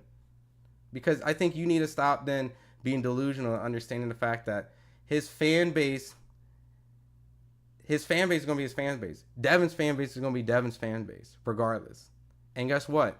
If you honestly think that Devin is winning the PR battle of this, then you're fucking delusional yourself, my friend. You're absolutely delusional to think that. To think that there's pandering going on. No, what's happening is that unfortunately there is facts of people are ignoring, and Devin hasn't found an answer to win that over. He's not. He can't. He can't. It's almost at the point you just gotta just accept it. You just gotta accept it. If you're like a Democrat and you don't like Trump, well, Trump's gonna win regardless if you think he's delusional or not, right? And that's how they felt about Biden and stuff. Like, welcome to the world. Like, let's see. I'm the same way. I respect all opinions and just try to use my platform to build up boxing. Appreciate your work too much. No, I appreciate everyone have their own opinions at the end of the day. But, you know, if you think throwing a little slide shot or something like that doesn't get recognized, like, I see it, you know. How do you make a fight when he has to do a year with random drug testing that Ryan hasn't even started? Unfortunately, Bruce, I think this is a sad situation about this. You're going to have to probably put yourself in a very unfortunate position. What I mean by that is, like, if Ryan is the guy who strangely has convinced the public that more people is on his side than Devin, how bad do you want the win? How bad do you want the fight? Do you risk yourself and your life and put yourself in a dangerous situation and kind of not protect yourself? If Ryan doesn't do VADA for a whole fucking year, he doesn't do it for a whole year. You can't control him. If you want the Ryan fight and Ryan gives it to you, he's probably not going to enroll into a 365. So now do you take a fight with Ryan who doesn't drug test for 365? Do you? Your sane mind says, no, I don't. That motherfucker could be cheating. So then the fight doesn't happen. Or you risk yourself and your career and all the situation that's going on right now, and you make a compromise and fight, and under certain circumstances that is not ideal, and prove to the world that you're just a better fighter regardless of the circumstance or not. It will make a lot of money. You benefit financially. And that's where we're at. Balenciaga says Ryan and Trump have the same fan base, and we all saw those polls for Trump. Look, I'm not here to like really even like bash politics and all that stuff, but it's kind of like what I'm hinting at somewhat. Like, if you have a fan base that's strong enough to support and believe you regardless of whatever it is, then that's just what it is. And if the Democrats or the liberals needed to essentially win the politics, they had to convince the public to vote for them. In this case with Devin does not have to fight Ryan. This could be a closed chapter, and it is what it is. But there will always be this gray area around his career that, you know, and it is what it is. And I see that there's a lot of people that come in this chat who says stuff like FightHype is bashing Devin and fight hype this, or they try to throw a little slick comment like they're like, only man. There's so many channels that have a millions amount of subs and they have certain people and whatnot. Look, that stuff really, when you write something like that, that means you were hurt. Like anytime someone comes in and writes something like that, that means that they're hurting inside, right? They're hurting somewhere inside where that, unfortunately, what are the circumstance of a fighter or a situation didn't work out, and you have this expectation that you need to speak on the truth and you need to tell everybody and this and that. Man, I was the first dude. Listen, I was immediately on a live bashing Ryan Garcia for hours and hours and hours and hours. I could call Devin Haney biased and all type of shit. But guess what? I'm not going to be delusional, sit here and think, hey, I think Devin Haney's really winning the public relations. I really honestly think Devin is totally winning over all of boxing publics. Not saying that's his goal and not saying that he cares. But if we really set a poll out there, an honest poll, what do you think X, Y, and Z? Devin's not going to win that. You can say, well, Ryan's more popular. He has more delusional cat. You know, of course, it doesn't really matter. Well, guess what? That's going to be the strength of why he doesn't necessarily need to do a rematch with you. He doesn't need to do a rematch with you, Devin. And that's the sad reality. And that shouldn't be the case. And it is very unfortunate. And it is very. But really, I don't want to sound like that guy. But I think Devin needs Ryan more than Ryan needs Devin in this situation. It's showing it. That people are willing to cash out money for Ryan to have exhibition, knowing that he's suspended. Ryan can't even have a professional fight because he has failed a drug test. And people are throwing tons of money for him to fight exhibitions. Does that sound like a guy who's hurting? No, it's not. Well, it would have happened regardless, either or. Well, you know what? That's just what that's what I'm trying to highlight. The reason why this is titled Ryan Beats Devin to the Punch. He fights again before, because I think if Devin was able to announce a fight with a credible opponent that boxing fans will actually like, yeah, I respect that, even if it's a comeback tune-up. I think boxing fans will be like, okay, and it's not saying there's no hope lost with that. It's not. Like, Devin, I think, he's about to be a father. He's taking time off. This is a very traumatic experience. I understand that, and I don't blame him for not. But really, at the end of the day, let me see. All Devin had to do was shut up, lace gloves, and run it back. Everything he did after only gave Ryan favor in public eyes. In order to make the racist dude with peds, the more likely you're effed up. Yeah, I mean, look, I think that is kind of what Devin is trying to do. But I know the lawsuit situation has made a lot of people turn their backs on Devin.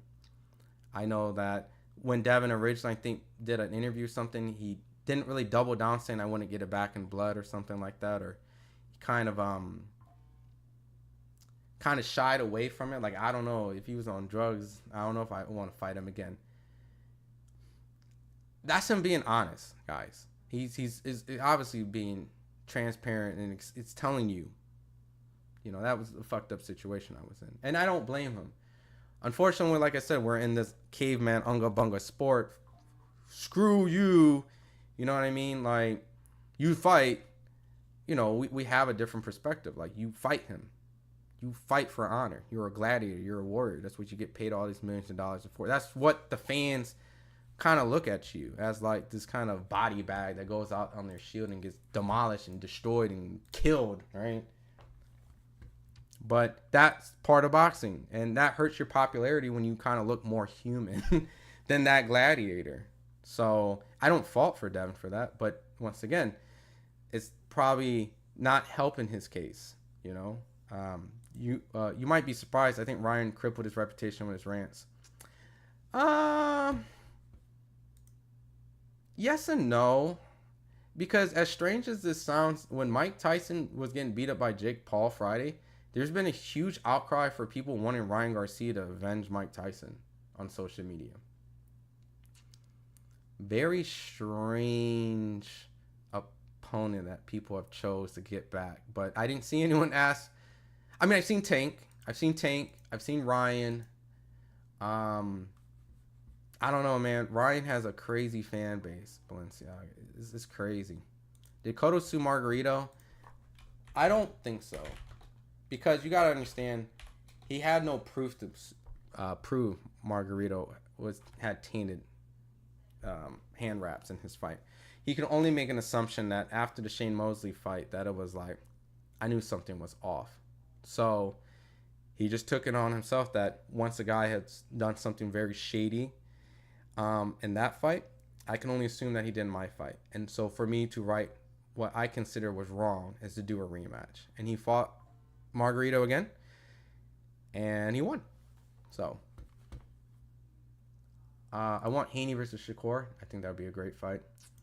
Ryan was suspended for not disclosing the other supplement, not for popping dirty on paper.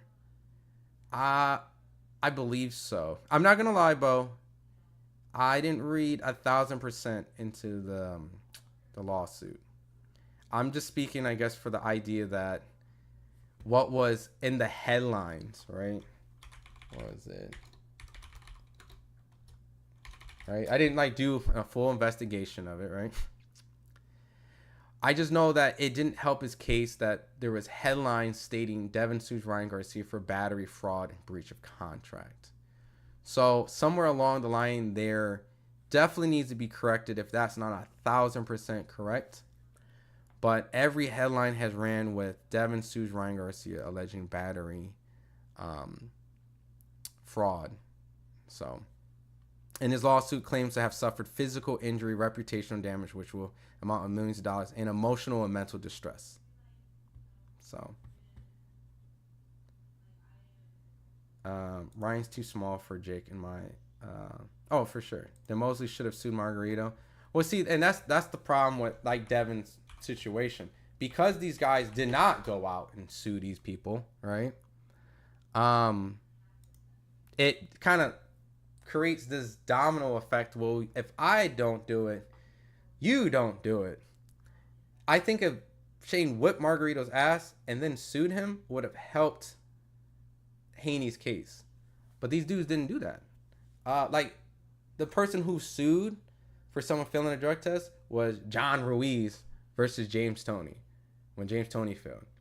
People don't really care for John Ruiz like that. Like he kind of unfortunately, John Ruiz went through what Devin Haney's going through, right? Like people just kind of like, shut your mouth, shut your bitch ass up, right? Like, whoa, okay. You need to read the. I went through it, and I might have been like bird brain through it time, but I know that a lot of people have regurgitated a lot of stuff, and so I gave them the benefit of the doubt that hopefully that they've kind of summarized properly of what was going on. So maybe there is some stuff that I'm not aware of. I can be transparent and honest about that, JJ. Well, then Haney's breached the contract against Regis by coming in heavier than contract from what I heard. By the state. Yeah, I mean, I heard that too. And like I said, there's one minute, like when you're defending a fighter for so long that eventually that fighter is in a position where you have to look at them and go, well, fuck, man, there's some hypocrisy with you. Oh boy.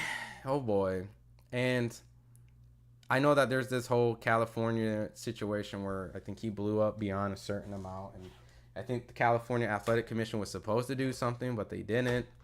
I mean, once again, that still has nothing to do with Ryan, but it does kind of, I guess, make Devin's situation, if that's true, and if that's what happened, that he looks like a hypocrite crying about one person's advantage when you've kind of taken advantage of another situation. So, New York State Athletic Commission suspended Ryan for not providing supplements and provided Tivada after he tested positive. That's what but let's keep it real. I mean, if he didn't provide the supplements, that he New York State Athletic Commission suspended Ryan for not providing supplements he provided to VADA after he tested positive. I mean, at the end of the day, like, can we just be honest? Ryan failed the drug test. Ryan knew he was not going to be able to figure out how he failed the drug test. All right, there's no way for him to disprove he failed the drug test. He just accepted it. That's really what happened. We can get specific, but Ryan knew he failed. He knew that he couldn't disprove. I think at a certain point he was trying to send like open supplements. Like, How the fuck can you go send in an open supplement and say, well, look, test my open supplement. There's stuff in it. Well, how do we know that there isn't shit in it from when you opened it? Like, well, what you're supposed to do is then look at the lot number of that supplement, and then they get an unopened version of that supplement, and they open it, and then they find out, well, there's consistency.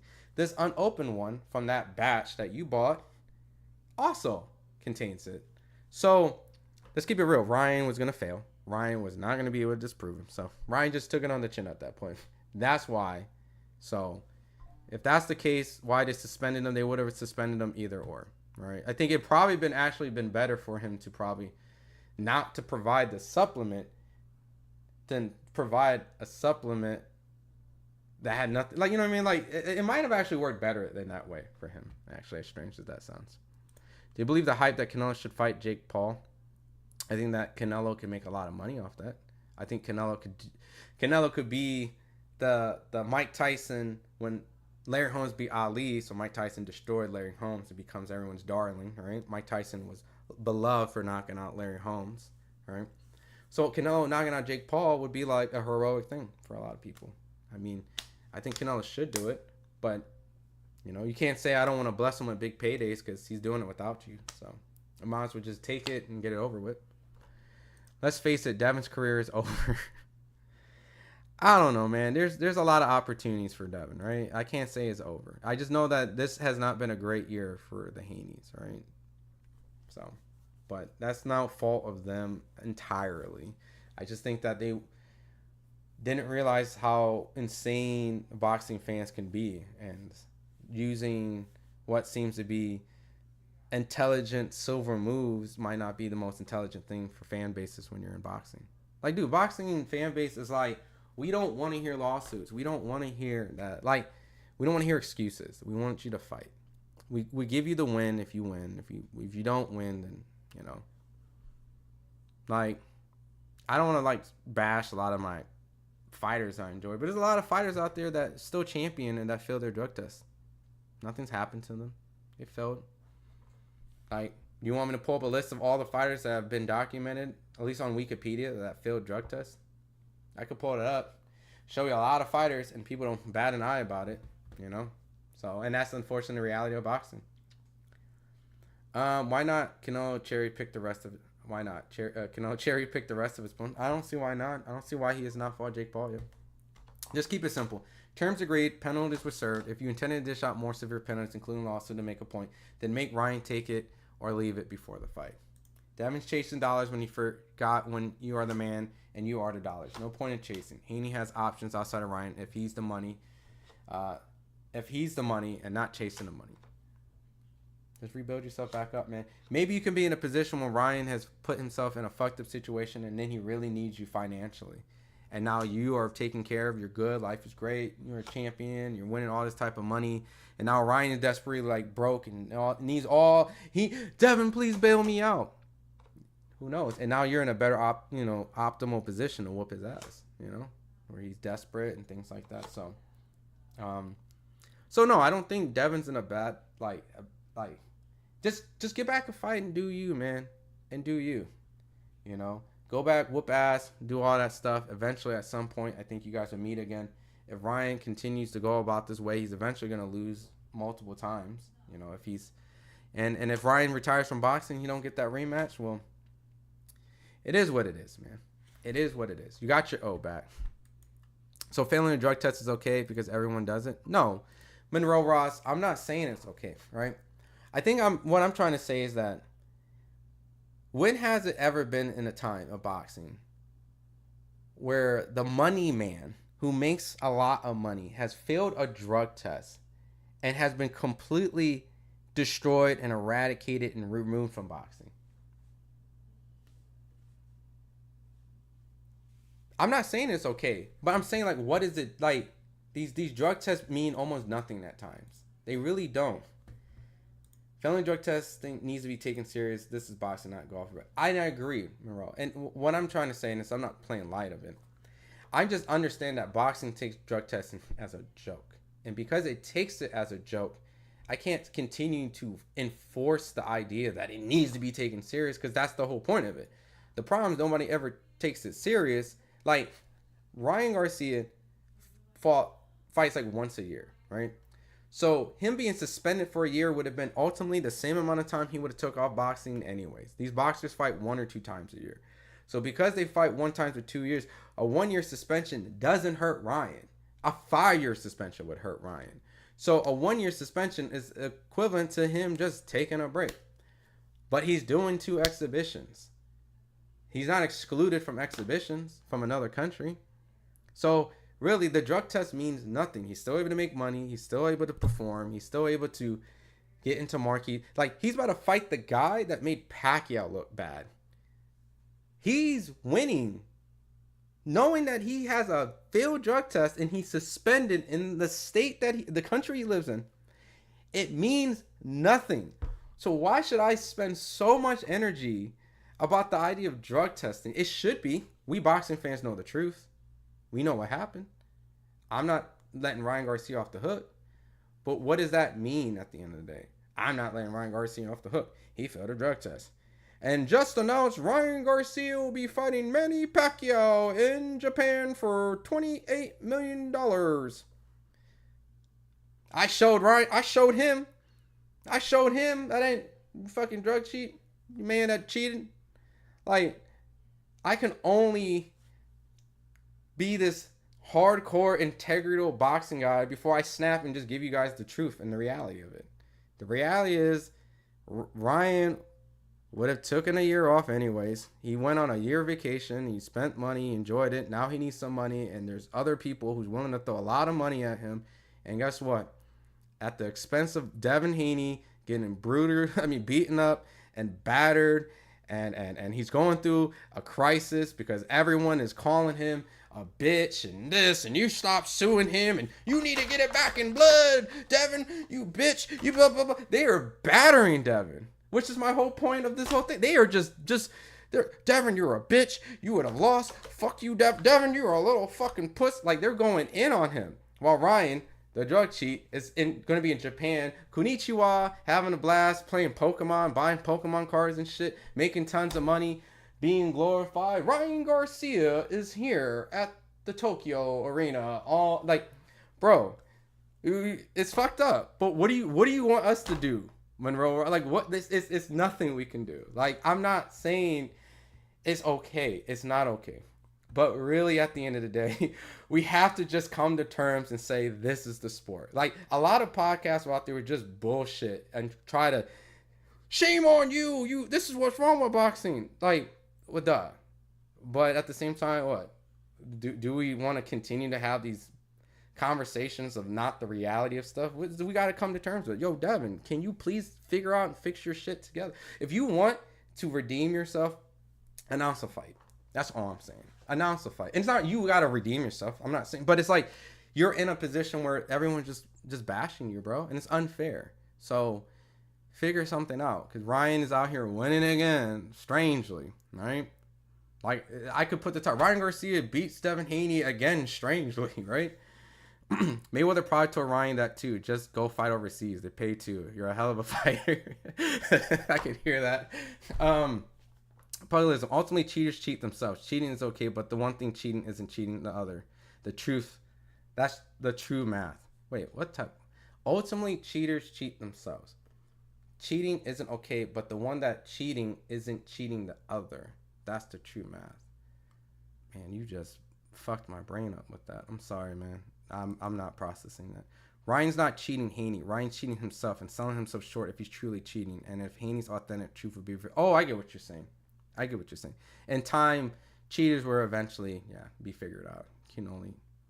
I don't know, man. If that motherfucker's got that good shit forever, man, then he's forever... I'm just messing with you.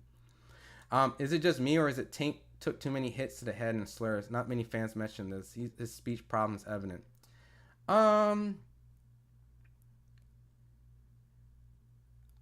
I don't know. I know, and it's not a shot at people at Baltimore. I know Baltimore has a very, it has an accent that has kind of a difficult time of understanding when they enunciate their words. But, I think anytime a fighter gets in the ring, you're always at the risk of it. So I'm not gonna single Tank out. I'm assuming every fighter has taken some sort of shot to the head that's affected their speech problem. Some maybe a little bit more than others, and maybe that's the case with Tank. So, but it kind of maybe feels that way, or he could just be a little shy. Maybe he's not a talker. Ryan proved contamination, so PED use was not mentioned in the consent order. He proved contamination? If it was actual PED use, he would have to do a 6 months of random testing before being reinstated. Exactly. He is winning, which would continue to happen if no one says or does anything. They're going to actually have to give out serious penalties. Like a 5-year ban. Like you have to be banned for like 5 years. And when bans and stuff like that come out, then sure. Did I skip someone? Boxing is terrible for this reason. Ryan's winning and he cheated. Other future boxers would feel that if they do the same thing, it can potentially work in their favor. That's crazy. I mean, Canelo failed a drug test, right? Against Triple G for clenbuterol. And then after that, instead of suspending him from the announced time, they retroactively gave him a suspension on his canceled fight with Gennady Golovkin. Which means if he was suspended for 6 months and it took him 3 months to go to court, they're going to be like, well, you've already served 3 months of your 6 months because of, you know, the fight wasn't going off. Like, shit don't make sense. Like, how, what's the point of that? Like, you're being suspended for 6 months retroactively. And because it's been 4 months for you were going to be officially suspended for 2 more months. Then you can reschedule and fight again. Then WBC is like, well, we're going to raise the levels of clenbuterol because we feel like there's a lot of fighters that are failing for it. So it must not be the clenbuterol usage. It must be something in, I don't know, Mexico. And once again, I don't know if that's true or not. But it's like, when you hear these type of stuff, you just have to be like, well, who's the A side? Who's the bigger star? Who's the guy that's getting all the praise? All right, well, now you have to figure out how to debunk that guy. And you might have to have a tougher road. And that tougher road, unfortunately, is unfair. And that's what boxing is. There's a guy who's loved and there's a guy that's hated. And some guys are loved a lot more and they don't have to do as much as you. So, but it is crazy. What up, T-Foch? Foch. Tio better run at that Kambosos rematch. He needs that get back. Sign with Matchroom, right? Figure out, do your top-ranked fight, get with Matchroom, and I'm sure Eddie Hearn will set that up. Just like how he set you up the first time you guys fought on Matchroom, right? Because he totally blamed Matchroom for the reason why he lost that fight. He totally went and said, hey, Matchroom wanted to take the belts from me and give it to Devin Haney, so I don't know if he wants to fight on Matchroom. Because Kambosos is definitely at Matchroom now, but we'll see. Maybe he does. As Devin Haney and I got to see a fight again, Ryan will beat him again, will not come out again. Possibly Julia. If they want to fight again, the same thing, Ryan will beat Devin in cheating or not. Yeah, possibly. You know? They went 3-3 in amateurs. I wouldn't be surprised. Devin won't fight for a while. Everyone knows that when your brains are scrambled like Devin's got, you got to take at least a full year off. Maybe. You know? And maybe that's the thing that Devin needs to do. Regardless of what I say and what the fans say and whatever everyone's like, oh my God, Ryan's announcing exhibitions and you ain't done shit. If Devin's doing what he needs to do, what's best for him, then I'm cool with that. You know what I mean? If he knows that he's going to get this boxing, the fickle boxing fans, right? Bird brain boxing fickle fans' opinions, right? Oh, Devin, you're not fighting. Then props to, you for sticking strong to what you believe in, and I give you that, but optics wise, if you're aware that people are going to continue to bash more and more while Ryan's winning, then cool, as long as you're aware. But if you're in denial and Devin's fan base is in denial that regardless of Ryan taking advantage of the system intentionally or not, it's Ryan's coming out this as the victor, man. Tell him to get off that booger sugar. That's how I know you an OG, Monroe. Oh shit. Hold on, my camera just turned off for a second. That's how I know you an OG with saying booger sugar. No lie, Devin should grab the blink and go bend the block.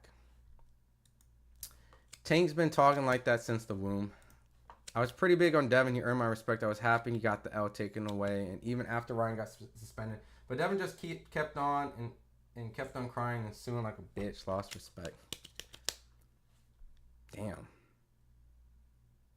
he killed his fan base like that. The Dream worried about everything but fighting. Damn, sucks. I was a big fan of him. Damn. See, and I think a lot of you guys probably get this a lot too. When you speak on stuff like this, I'm sure that you're like, everyone calls you like a Devin Haney hater.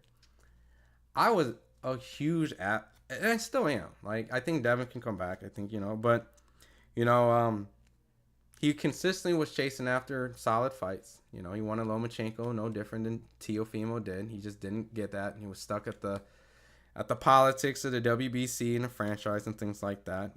But optics wise, like, he's been dragged through the mud for a lot of the stuff they've done. And I see why.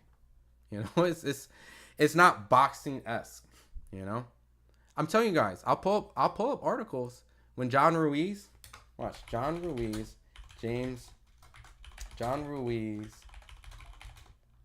sued James Toney. Watch, I'll pull it up.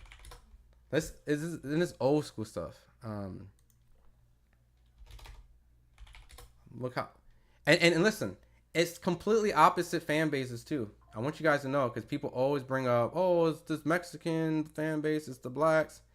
You got a Puerto Rican dude, a Hispanic, Latina, Puerto Rican, and a black guy. The black guy failed the drug test, and pretty much they said the same thing about that. It's more like boxing, right? So, look at this. John Ruiz. Oh, let me take this off. This was for when I did the David Benavidez, David Morrell press conference reaction. Which, by the way, what do you guys think about that fight? Oh shit. I completely deleted my fucking scene. No.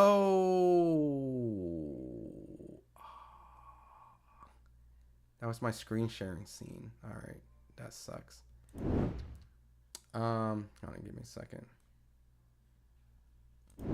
Sorry, I totally I have a scene where my camera.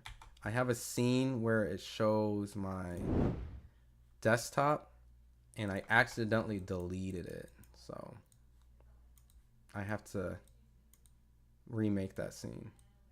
Okay. All right. That sucks. All right, whatever. All right. I'll jump back to the other scene real quick. You guys just saw me have a technical blurb right there. John Ruiz. Damn it. John Ruiz is a whiny little bitch. John Ruiz sues James Toney for $10 million. WBA heavyweight champion John Ruiz has filed a $10 million lawsuit against contender James Toney, according to the Boston Globe. Ruiz argues that Toney would have not defeated him without the use of illegal anabolic steroids and asserts that Toney uses nandrolone and allegedly defaming statements after the fight have caused him significant financial damage and damage to his reputation, which impact his ability to make a living in boxing. Toney defeated Ruiz by decision in April, but the bout was declared a no contest 10 days after James Toney failed his post-match drug test. The paper states that Ruiz's suit is believed that to be the first case of the one professional athlete suing another for using performance-enhancing drugs. What is the second on this message board? LOL, I'm lost for words. 2. Yeah, I say shut the fuck up and start rebuilding yourself and your rep. I mean, the heavyweight division is so pathetic as it is. It should be able to come back and get some money fights. Most corrupt sports there is, and someone is suing for steroids. Ironic. Why don't they just let them duke it out like men? Listen, this was 2005. And it's two opposite races. It's like the polar opposite. And it's the same response. It's literally the same response. I don't think John Ruiz managed to even redeem himself. And I'm not saying redeem like he's not doing what he's supposed to. But it's like, you get what I'm saying? So it's like history is literally repeating itself. I think it's just how boxing is just constructed. Like the fans. That's how they are. And you can clearly see that I have pulled something up that is almost identical to the same situation. Let's talk about real fighters. Serrano with Rod. I thought Serrano won the fight. I did. Ryan Garcia can never be a WBC champ or undisputed. Joke's on you, Evan. WBC loves Ryan Garcia. They're claiming his situation as mental problems, and they will be there to help Ryan Garcia in his time of distress. We will be there to help you. Bro, he'll be fine for a WBC interim or something before you know it. They don't care about that stuff, bro. They don't. Deserved but brutal. Like you would continue boxing. Is it too late for him to learn how to kick? Nah, bro. Ryan is good, man. Yeah, that's crazy. Ryan would be fine. It's a big payday. What up, Mexican boxing? Ryan destroys Haney again. Hilariously deli, but savage brutal. Ryan needs to get clean. Devin built his career on Lego blocks like Santiago, Old Linares, Old Jojo Diaz, post and edited sparring versus rolling while claiming Loma was ducking him. He was going to get exposed eventually. It is boxing. I have doubts Ryan will look the same. Yeah, I mean, we'll see, man. You know, personally, this is the other thing. I didn't think Ryan looked good in the Devin fight. I thought Ryan looked terrible in the Devin fight. He looked slow at times. He looked gassed. He was turning his back. He looked overweight. He looked like he didn't train. I hate to say it like that. He didn't look great in that fight. He didn't. He didn't look good in the fight. I don't know. He did not look good in the fight. So by saying that Ryan won't look the same, I just didn't think Ryan looked spectacular in the Devin fight. That's the irony. I thought he beat Devin. I just didn't think he looked spectacular while doing it. Can't hate on Ryan for trying to stay active as an exhibition. I mean, he's making money. I can't hate him for, if he generally is innocent, then do what you gotta do. Pugilism. Control pet screening is a fair game, but here comes the kicker. USADA takes a stand as the Almighty Oversight Committee. WADA, UCAD takes a stand as well. Yeah, it doesn't matter whatever drug testing, if it's you still have to go to the same drug testing agency. It's over for Devin. His career was manufactured to be viewed as Floyd Mayweather clone and it backfired. Ryan was on something illegal. Yes, sir. Born in 88. I can tell. Booger Sugar's an 80s term. Soon as all you fools claiming boxing first going to be FBI, DEA, VADA, USADA, UCAD, WADA, Prime, DAZN, PBC, go, man. Boxing is a cesspool of vindication. Yeah, man. Teal needs to fight Devin. Bro, what happened to the Teal fight? I don't know. Forbes allegedly claimed that they knew about boxing and then finds out that Teal dismissed and said, nope, I don't know about that. I don't know what you're talking about. I don't go to Forbes to get boxing news. Do you guys? That's a misinformed perspective. There are numerous reports from several governing bodies in Mexico regarding meat contamination, steroid use to enhance cattle-sized national swim teams. Soccer. I know, Robert. I know. But why did the WBC come to the aid of the Clembuterol situation when multiple fighters around the Canelo area, his camp and fighters like that? Look, it could be a coincidence. I'm just saying that the WBC came in the aid of saying, look, I'm going to believe these set of fighters. So I'm going to come and set the rule for after the circumstances happen to this situation. And what's with the retroactive suspension? What the hell is a retroactive suspension? Your fight got canceled because of a failed drug test. It took 4 or 5 months to get this to court, and whatever the sentencing, you've already ate some of it up. I don't understand that. If you don't think that there is some sort of favoritism in some of these circumstances, then, we disagree. And I respect your opinion, Robert. And I'm not saying the Clembuterol situation isn't a fair case and things like that, but I'm just saying that there is always going to be favoritism in boxing, and that fighters are going to be able to escape the inevitable over time when it comes to having the right promotion team with the right such and such. And you're never going to get this fair play that you think you're going to get. And it could have worked against someone and worked against someone else, right? So, some people get the book slammed on them hard, and some don't. Some don't. It should it's just like the court system in America. If someone did the same identical crime in 2 different states. Why is there 2 different sentencing? They're the same crime. Like, why is there not the same thing? You know? Devin never wanted Loma. Mauricio said he could have fought Loma for the WBC instead of Santiago. That's not true. Devin was fighting. He was in the position to fight. What's that dude? Fuck. Now I have to Google search. Garcia. Yes.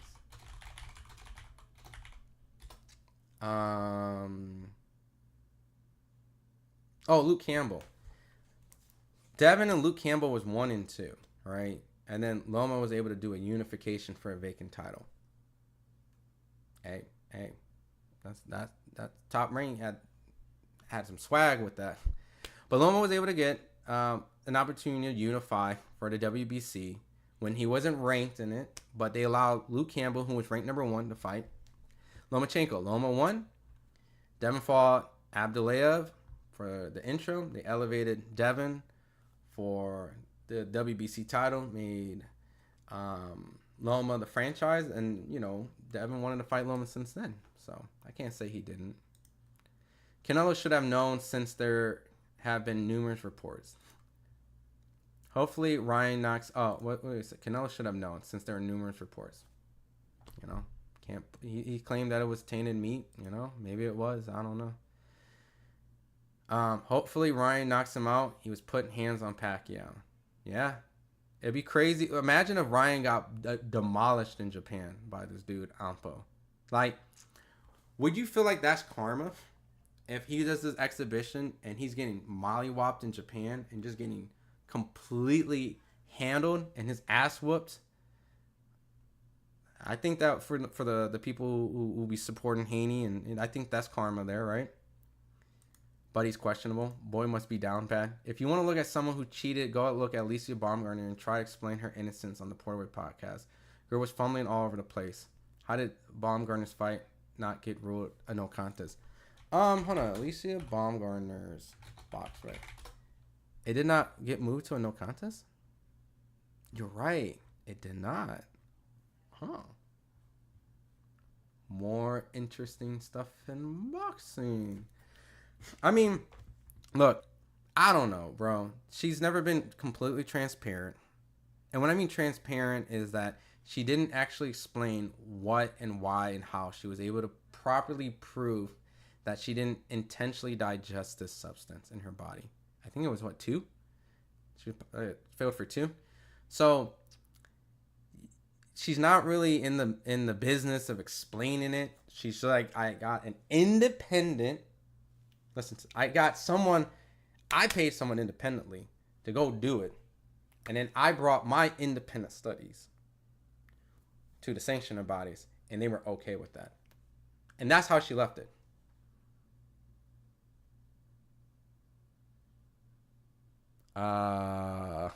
Okay. So how did that happen? Well, what was this independent study that was done that you were able to do on your own? Not the sanctioner body coming up like, well, we will get our own studies to disprove or prove your case, and then we'll be able to explain it to the public. Nobody's explaining shit to the public. First off, no one is. They're just like, we don't talk about that. I did what I needed to do. It was done. To me, I just find that crazy. Where, like, as a fighter is able to go off and get their own independent drug test. I mean, it's in the rules of the sanctioned bodies, but it's really weird to me. I'm not saying that I'm trying to think, how do you do that? Did she have tainted supplements? Wouldn't it be easier just to go out and say you had tainted supplements? Like, so, and then you were able to show the lot that was tainted, and then that supplement is able to put a statement out saying, sorry, we had this, and yada, yada. Like, to me, like, it's almost like, and I'm not saying she's innocent, I'm not saying she's dirty, but the whole process is stupid. That's like if you are on parole and I'm supposed to get constant drug testing from you, and you said, "Don't worry about it, my PO. Don't worry about it. I got my homie. He's certified. He's gonna do all my drug testing, and he's gonna bring it to the office."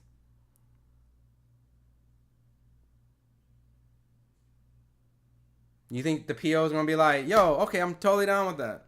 No, the PO's like, "Yo, brother, no. We gonna come. We gonna do it, and we gonna find out if you did or not." And I'm not saying she's guilty. I'm not saying that she's innocent either. I'm just saying that's fucking weird that they made that okay. It sounds kind of stupid. And if by all means, if I cleared my name, and I'm speaking for myself, not everyone has to go out there and prove themselves, and I get it. You're a better person than me. I'll say it again. You're a way better person than me.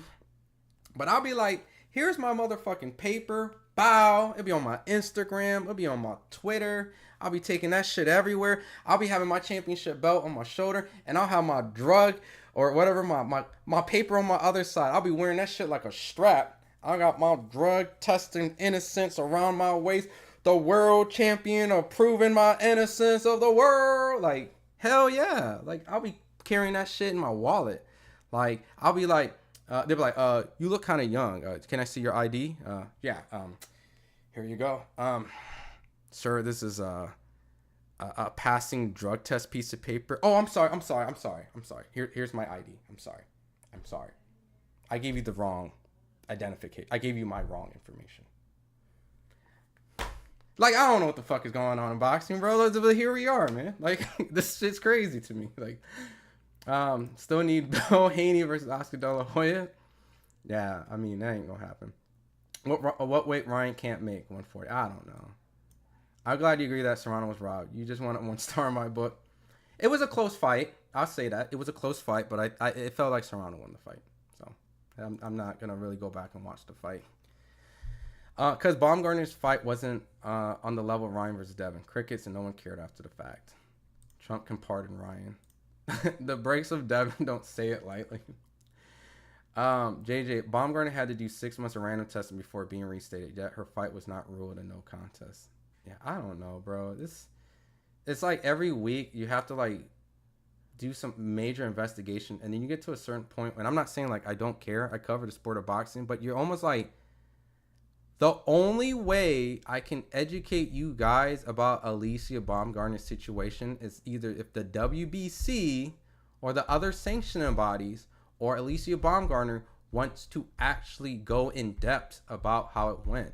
Other than that, like, I don't know where else. Like, where else can I go? Like, because think about it. The sanctioning bodies are the ones that are telling her she can keep her belt. So why are they allowing her to keep the belt? Because they said she can't keep her belt. They have to speak on it. Like, next time I see Mauricio, like, I would have to ask this. And he's probably not going to give me a fair answer. Alicia's not going to tell me it, like, I don't know. It's weird. Do you feel Ryan would beat Tank at 140 like he claims, or no difference? I think Tank will win the fight. And it's nothing about, like, Ryan's weight. Which I think it was smart that Tank did a rehydration clause because he's very small for 135. But, and I get it, it's not a fair playing field, but Ryan agreed to it. So if Ryan agreed to it, I'm not going to cry about what Ryan didn't cry about. He got paid a lot of money. So, and he signed it, and then when it was fight week, he complained about it. He knew what he was doing. So, I think, honestly, and it's not like me shitting on Ryan, it was smart, take the fight. If you lose the Tank, no big deal. Made a lot of money. I think Tank is probably the best guy at 135. I think the closest guy that can give Tank a problem is Shakur Stevenson. Do I think Tank should be the favor over Shakur Stevenson? Yes. Would I be surprised if Shakur beat Tank? No. But I think Tank is the guy at 135. And I think if Tank goes to 140, I think he's just better skilled. Would it probably be a more competitive fight? If you give Ryan more advantage, yeah, I think potentially Tank gets hit more. Maybe Tank goes down if it's very fair. But I think Tank ultimately is more skilled, has more skill set. And if it's a rematch, I usually think the better fighter wins the rematch. And I think Tank will win. Cano sent in his supplements, but Vada didn't know what to do with the cow. So yeah, Devin's chin is glass. Ryan versus Devin at 140, money fight. It's a good fight. I wouldn't say it's the money fight, but it'll generate money. Oscar's in the chat. I'll definitely watch that fight. Tio versus Ryan in a fight I want. Who's soon James Toney? That was John Ruiz Jr. back in like 2005. John Ruiz. So I'll pull it up one more time. I definitely destroyed my scene. I'm pretty sad about that. I have to remake it. No big deal anyways. I have to redo it anyways. And where's my chat? I don't like my chat not showing. Boom. All right. What was I looking? Oh yeah, John Ruiz versus. When you guys get some downtime, if you guys don't really know, this was in 2005. John Ruiz lawsuit against James Toney for steroid use, and he did not win that case. So everyone know. Pretty much, he was suing James Toney for essentially having Neandrolone, which Ryan passed for not having it in his system. But how ironic would it have been if Ryan would have also had Neandrolone in his system? But yeah, that was when they fought. Has Ampo ever been KO'd? I don't know a lot about Ampo. I can look it up right now. Was it Ampo? As in, I don't know anything about him. Let's look. Ampo has been knocked out multiple times, actually. It looks like in his kickboxing record, he's got knocked out by a left low kick, a front kick, left cross, oh God, left hook, oh God, 3 knockdowns. Okay, so he don't like that left, so he's been stopped. Yeah, so there you go. Answered. The WBC supported Baumgartner because she was the WBC champ, and they wanted to hear her. Let's see, they wanted to hear her to keep her title. I don't know. Robert Morris says Alicia tried explaining it and realized she had nothing, and now says the people who handle the urine and blood after being tested need to be vetted. But what did they touch after? Was it transported safely? I mean that's the smart thing to say. Like every fighter should say that. So granted, I think she failed for 2 drug tests, and it wasn't Vada that did the drug testing. It was Alicia Baumgartner failed drug test. She failed. Yeah, so she said independent test proved that I'm innocent. And this is the thing that I don't understand about, did you have, another piss and urine test somewhere else? Almost like a C sample? Where then you were able to now have that C sample open up by that independent. I ain't gonna lie. That would be some G shit that, you took a copy of all your stuff and paid another reputable place to handle it, and then essentially had that open up by an actual credible place to find out that you essentially did C, D, A, B, C, D, E, F tests. But I just don't understand, how was she able to prove her innocent? Because if those tests was done back then, right? And I know I said I don't know, it wasn't Vada. Who did their drug testing? It was some sort of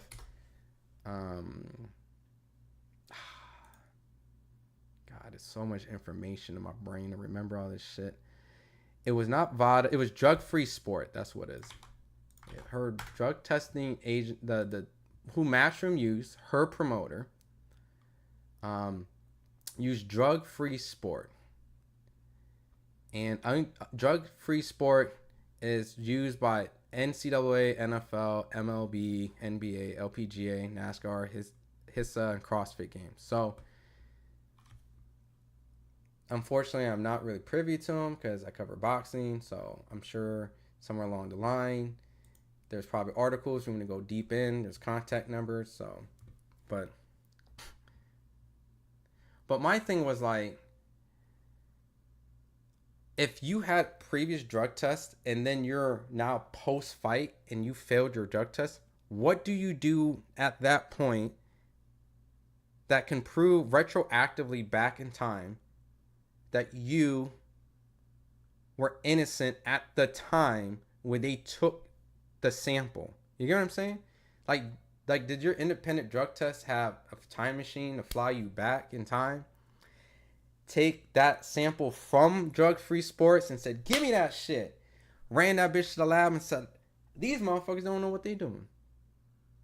Because you can't take her blood and urine sample after the fight if it's like cycled out. If she was dirty, right? Once again, I'm not putting the code on here. I don't know. But I'm trying to understand this without actually getting proper information from the sanctioned bodies or her, right? Like, it's been extremely vague. So how do you prove someone's innocent retroactively at a time after they have failed a drug test? Very complicated shit. And I would love the answers for that, because I would love to have that set of knowledge in my brain going forward. You know, it can help a lot of fighters. It could help Ryan Garcia, right? So Ryan claims contamination, but the companies came out and pulled the lot number. Yep, see? That's what I'm saying. He always going to fail the drug test. He was always going to fail the drug test. And that's why he was saying, like, if he was going to send an open supplement, like, that's not going to work. At minimum weight, Baumgartner fight should have been a no contest. I think it's fair, but I don't know how she just proved herself, so it's very weird. LOL, Alicia said, we need to check the guy that works at VADA, and then the truck driver that drove the package, and then the mailman, we don't know if he's handling something to do with me popping dirty. Yeah, that mailman was like, I can't wait to just put some, what did she fail? Damn. And I'm not throwing shade, I'm just throwing a little humor in it, because it's just, I'm just trying to come and bring in facts that it just sounds weird. That mailman was walking around with Mestrolone, and the driver was totally like, "Damn, man, I can't wait to put this methylonium in this bottle." I swear, I'm gonna go on Twitter one day, and there's gonna be an uproar, and guess what? I won't fucking care. That is what it is. I'm giving you guys my honest opinion. They should hit those judges of the Serrano Taylor fight for RICO for robbery. Damn. It's really, honestly, it must be a super big robbery, because it's really hard to find any Katie Taylor supporters. Like, they're supporting it. Balenciaga out here simping in the world, man. Oh, man, down bad. Have Clarissa lose weight. Let her work her way down to 147. She's not going down to 147. She's going down to 154. Forget the critics buy. Big match. Was it 140? No. Alicia wanted to go to 147. Clarissa said 154. And I don't think Clarissa can even make 147, to be that serious. Clarissa is a very...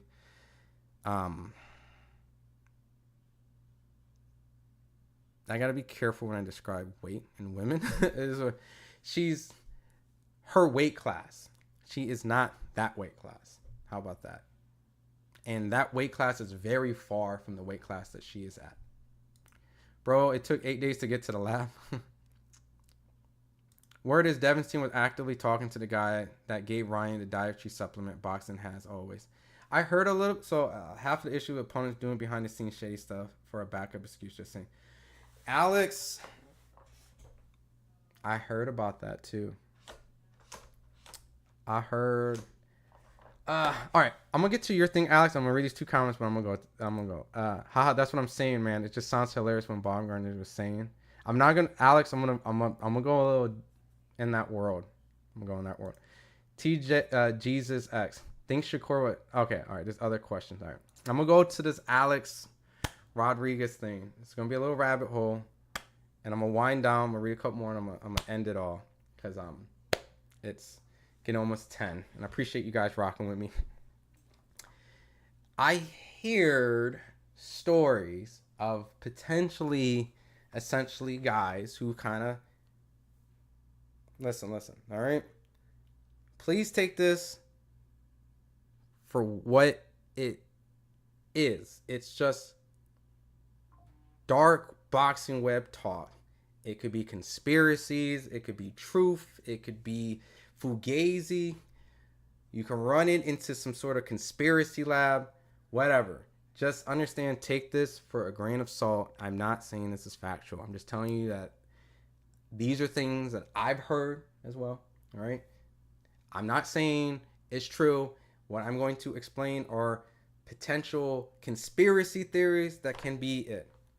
But I've heard that there's guys that hang around fights essentially, and they're there to pretty much make sure that fights can properly go through. And if there's certain stuff like this guy struggling to make weight, or this guy or something, they're there to kind of essentially be kind of like a backup.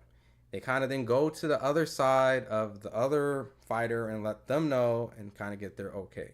And granted, kind of do a back end deal, right? And that back end deal could be anywhere from the time of the week of the fight to throughout the camp. I gave this guy this shit. I'm letting you know I gave him this shit. Would you want this shit? And they kind of go back and forth, and essentially, hence why these guys are very like, they know a lot. They know how this game works. So, not putting names, I'm not putting people on that stuff, but just simply guys that show up to make sure that things go according to plan. You need some weight cut, give you this. But at the expense, you go to the other guy and like, hey, I gave him this. Are you okay with it?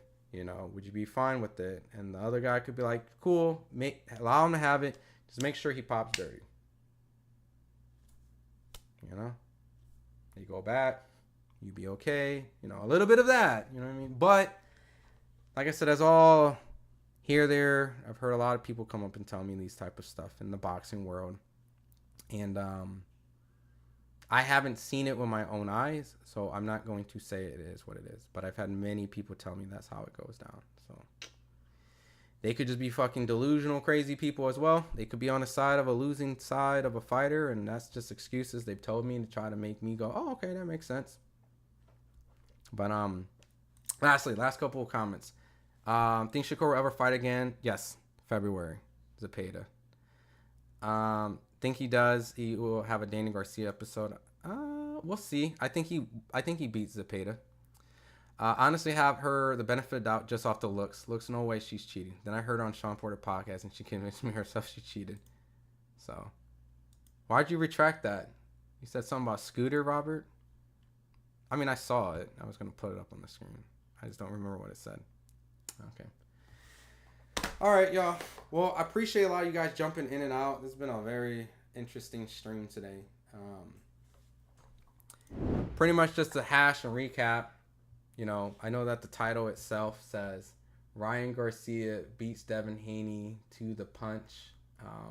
Announces King Rye returns before the dream. As Ryan should. Ryan should continue to ride a momentum and try to claim his innocence. An exhibition is a great way to stay active and also show that you want to be in boxing, you make some money, and you get to beat your suspension. For Devin, you know, do what's best for you. If you need time and you need to figure things out, then do whatever you need to do to get yourself right. You know, I'm not here to bash you. I'm not here to say what you're doing is wrong.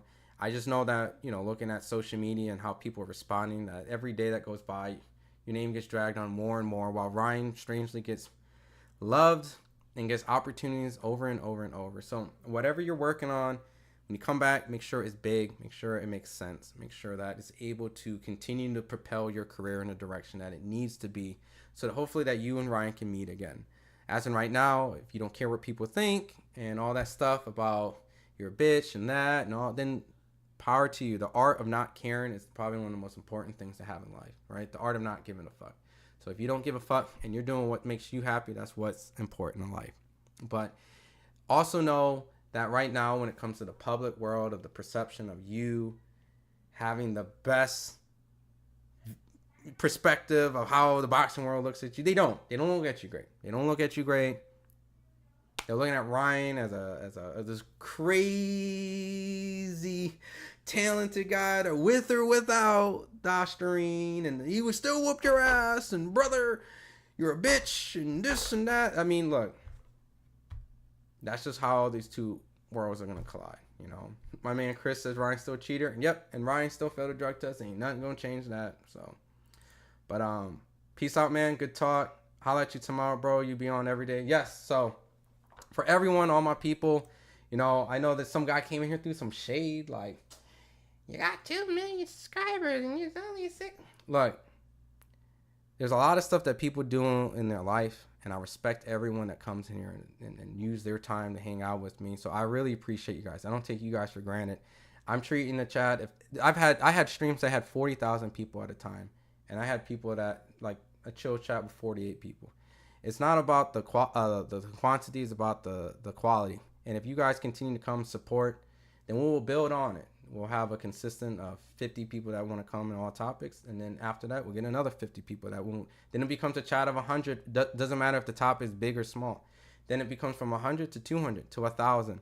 So we're just building our community, and even the ones that troll me or whatnot, or even if we politely disagree, like, I appreciate you guys actually spending time with me, because, like I said, you guys could be doing other things. FightHype, we don't do lives. We're not known as a live channel and doing these type of segments. There's channels that do that.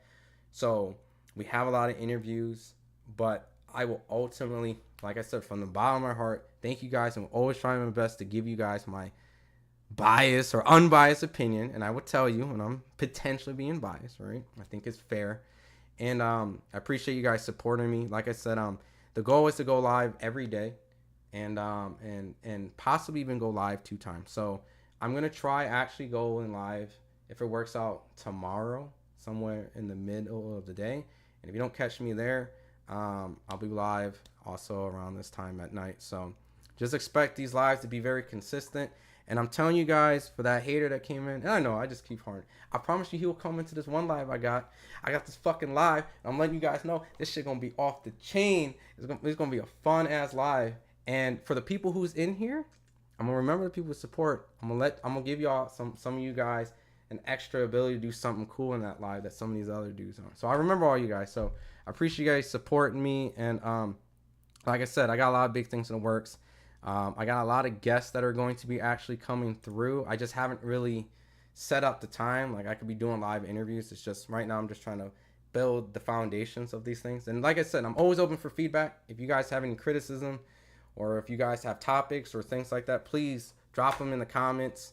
If you say I suck, tell me where I can improve on. If my mic sucks, my camera sucks, the graphics suck. So, but at the end of the day, I always appreciate you guys. I'll see you guys tomorrow as always. And you guys have a great rest of the evening. And if I don't see you anytime around the holidays, happy holidays, man. All right, you guys take care. Yes, I remember you. I do not want to read your name, but Uncle Stepdaddy Jr. God damn it. You got me to say it. TJ's is X. That, bro. Hey, you guys are the best, man. For real. I really appreciate you guys really supporting not just me, but the whole platform. You know? So, I really mean it. Thanks a bunch, guys. You guys take care.